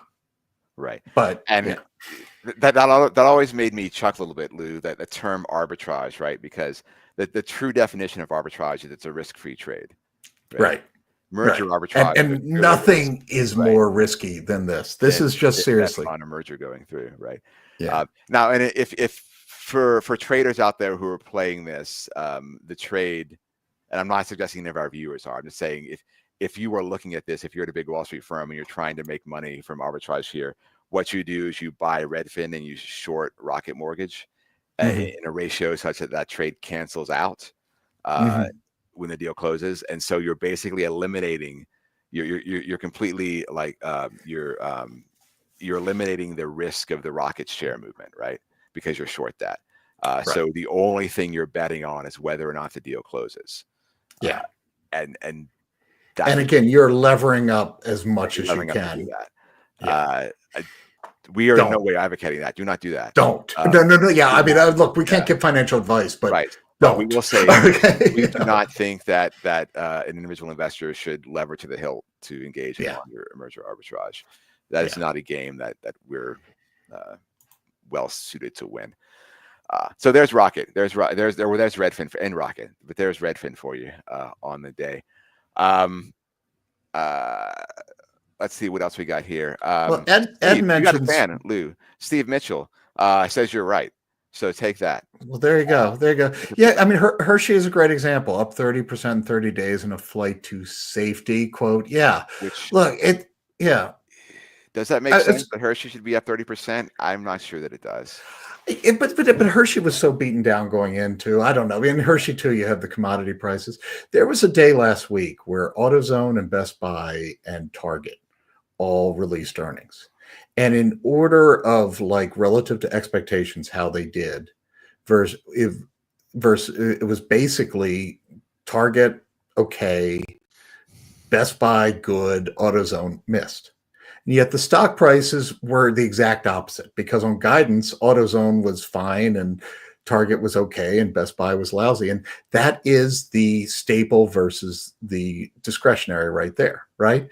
You are still going to need to drive to wherever you're going. AutoZone has somewhat stability. Best Buy, you may not get a plasma TV if things aren't going well. So this is just the market we're in right now. How long will it last? Until it doesn't. And unfortunately, we don't know anything more than that. Yeah. But that's just where we are. Yeah. I want to note Bob Bell's question. You know, we don't want to get into politics here, but you know, he notes, remember, you're not talking politics, but Tesla may have lost half of its potential customers, perhaps more. I think that's more a factor than tariffs. I'm not sure how much of a factor that is. I think it probably is a factor, especially in the vibes, you know, going on right now. And this is in no way a shot at Elon Musk or at Tesla. I just wish, as a general matter, Lou, that CEOs would be a little more cautious in how they approach the political scenario, especially in the modern era where it's easy to just kind of offer your opinion on social media just off the cuff without thinking it through. And, you know, it's fine. People can offer their opinions, but if you're the CEO of a business, I think you have a responsibility to your shareholders and your employees and your customers to just know what kind of influence you might have out there, and be a little careful. Again, not targeted Elon Musk. There are other CEOs that also run their mouths in ways I wish they would not. Because, you know, and I know it's hard.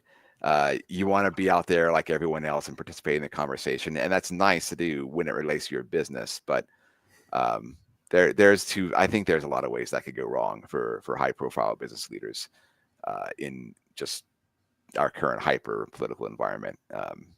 So, yeah. And in Bob L, kind of to the specifics of the business, I won't argue with anything you said there, Toby, but it's specific to the business, given Tesla's kind of unique supply chain relative to the industry. Yeah, I think regardless of what's going on, that they are not going to be hurt as bad on tariffs as other automakers. I think that's probably right, because their supply chain is more domestic focused. You know, and even when you look at their sales in China, right, I think they source a lot of their batteries from BYD. So even in China, they're kind of building in China, sourcing parts in China, right? So it tends to be a more localized operation out there. So in theory, both parts of that business should continue to do okay, even if there's a trade war between the countries. You would think.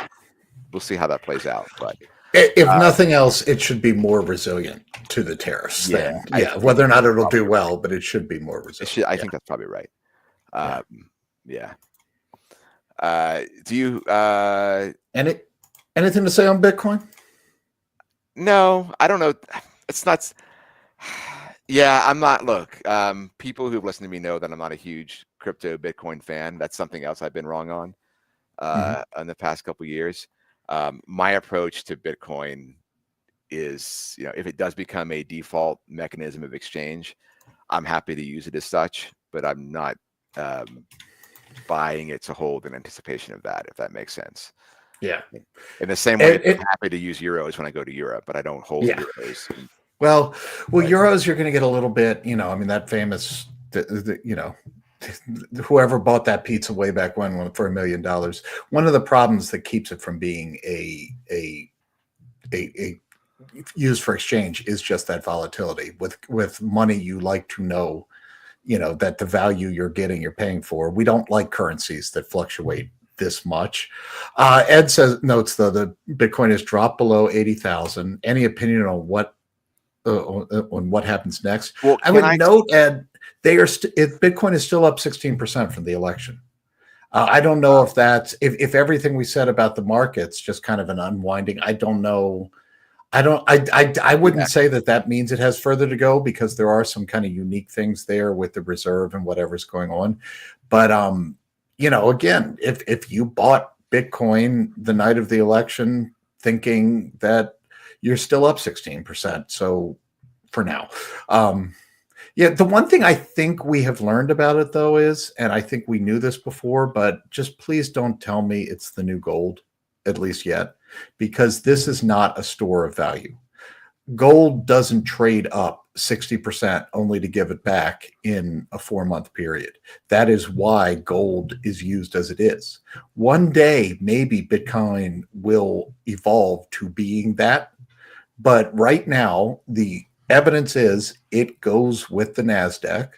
And so do not put it in as a safe haven. And I don't honestly think many people do that. So I think it's got, but you still hear this, that, Bitcoin being the store of value. It just doesn't behave that way right now. Yeah. Yeah. Can I say, Lou, a couple months ago, or no, a couple of years ago. So this is years ago, or years ago, going years back. I made a bet with a friend that Bitcoin would hit 5,000 before it hit 100,000. It was between those, obviously, at the time, and it was closer to 5,000. I don't remember exactly year what this was, but it was a lot closer to 5,000. I have lost that bet now in the last few months here, and I will be paying up next month, right? In less than a month, actually, I believe, on a trip to Vegas, and we're currently in active negotiations over the level of steakhouse. It was a steak dinner. The bet was a steak dinner. So the negotiations underway are like, what steakhouse is it going to be? Because there's a range, right? Yes. For that, especially in Vegas, yeah. Especially in Vegas. So that I say to you, my friends, I'm not sure you want to take my advice on Bitcoin.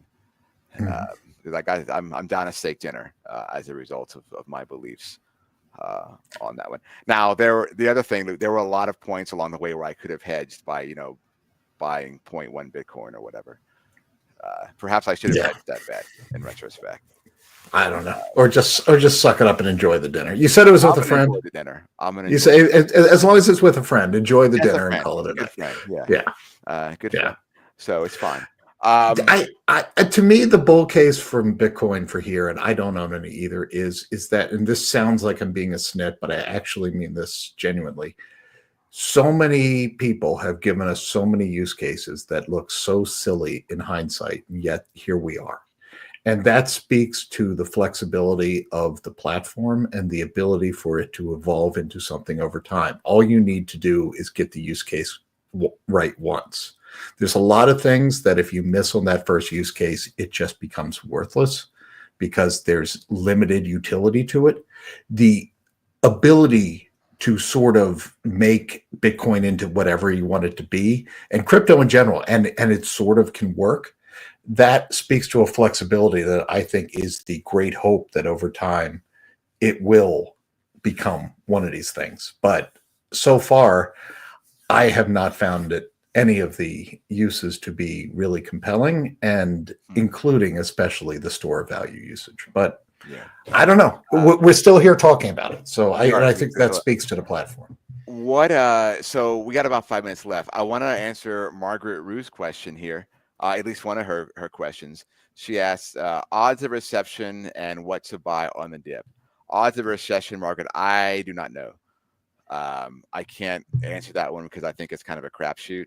I suppose we could get some economists up here and they would give you some like 36.7% of going into recession in the next 6 months or something. But I just don't know the answer to that question. Well, we know what the Atlanta Fed says. The Atlanta Fed now says we will.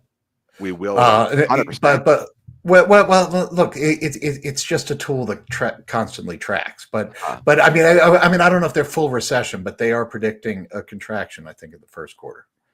Huh. But Well, there you that go, number, Margaret. but that number is very, very, very skewed towards the latest in the now. So to me, I just discount that by 300 basis points and just say All maybe right. flat right now. But we'll see. Okay.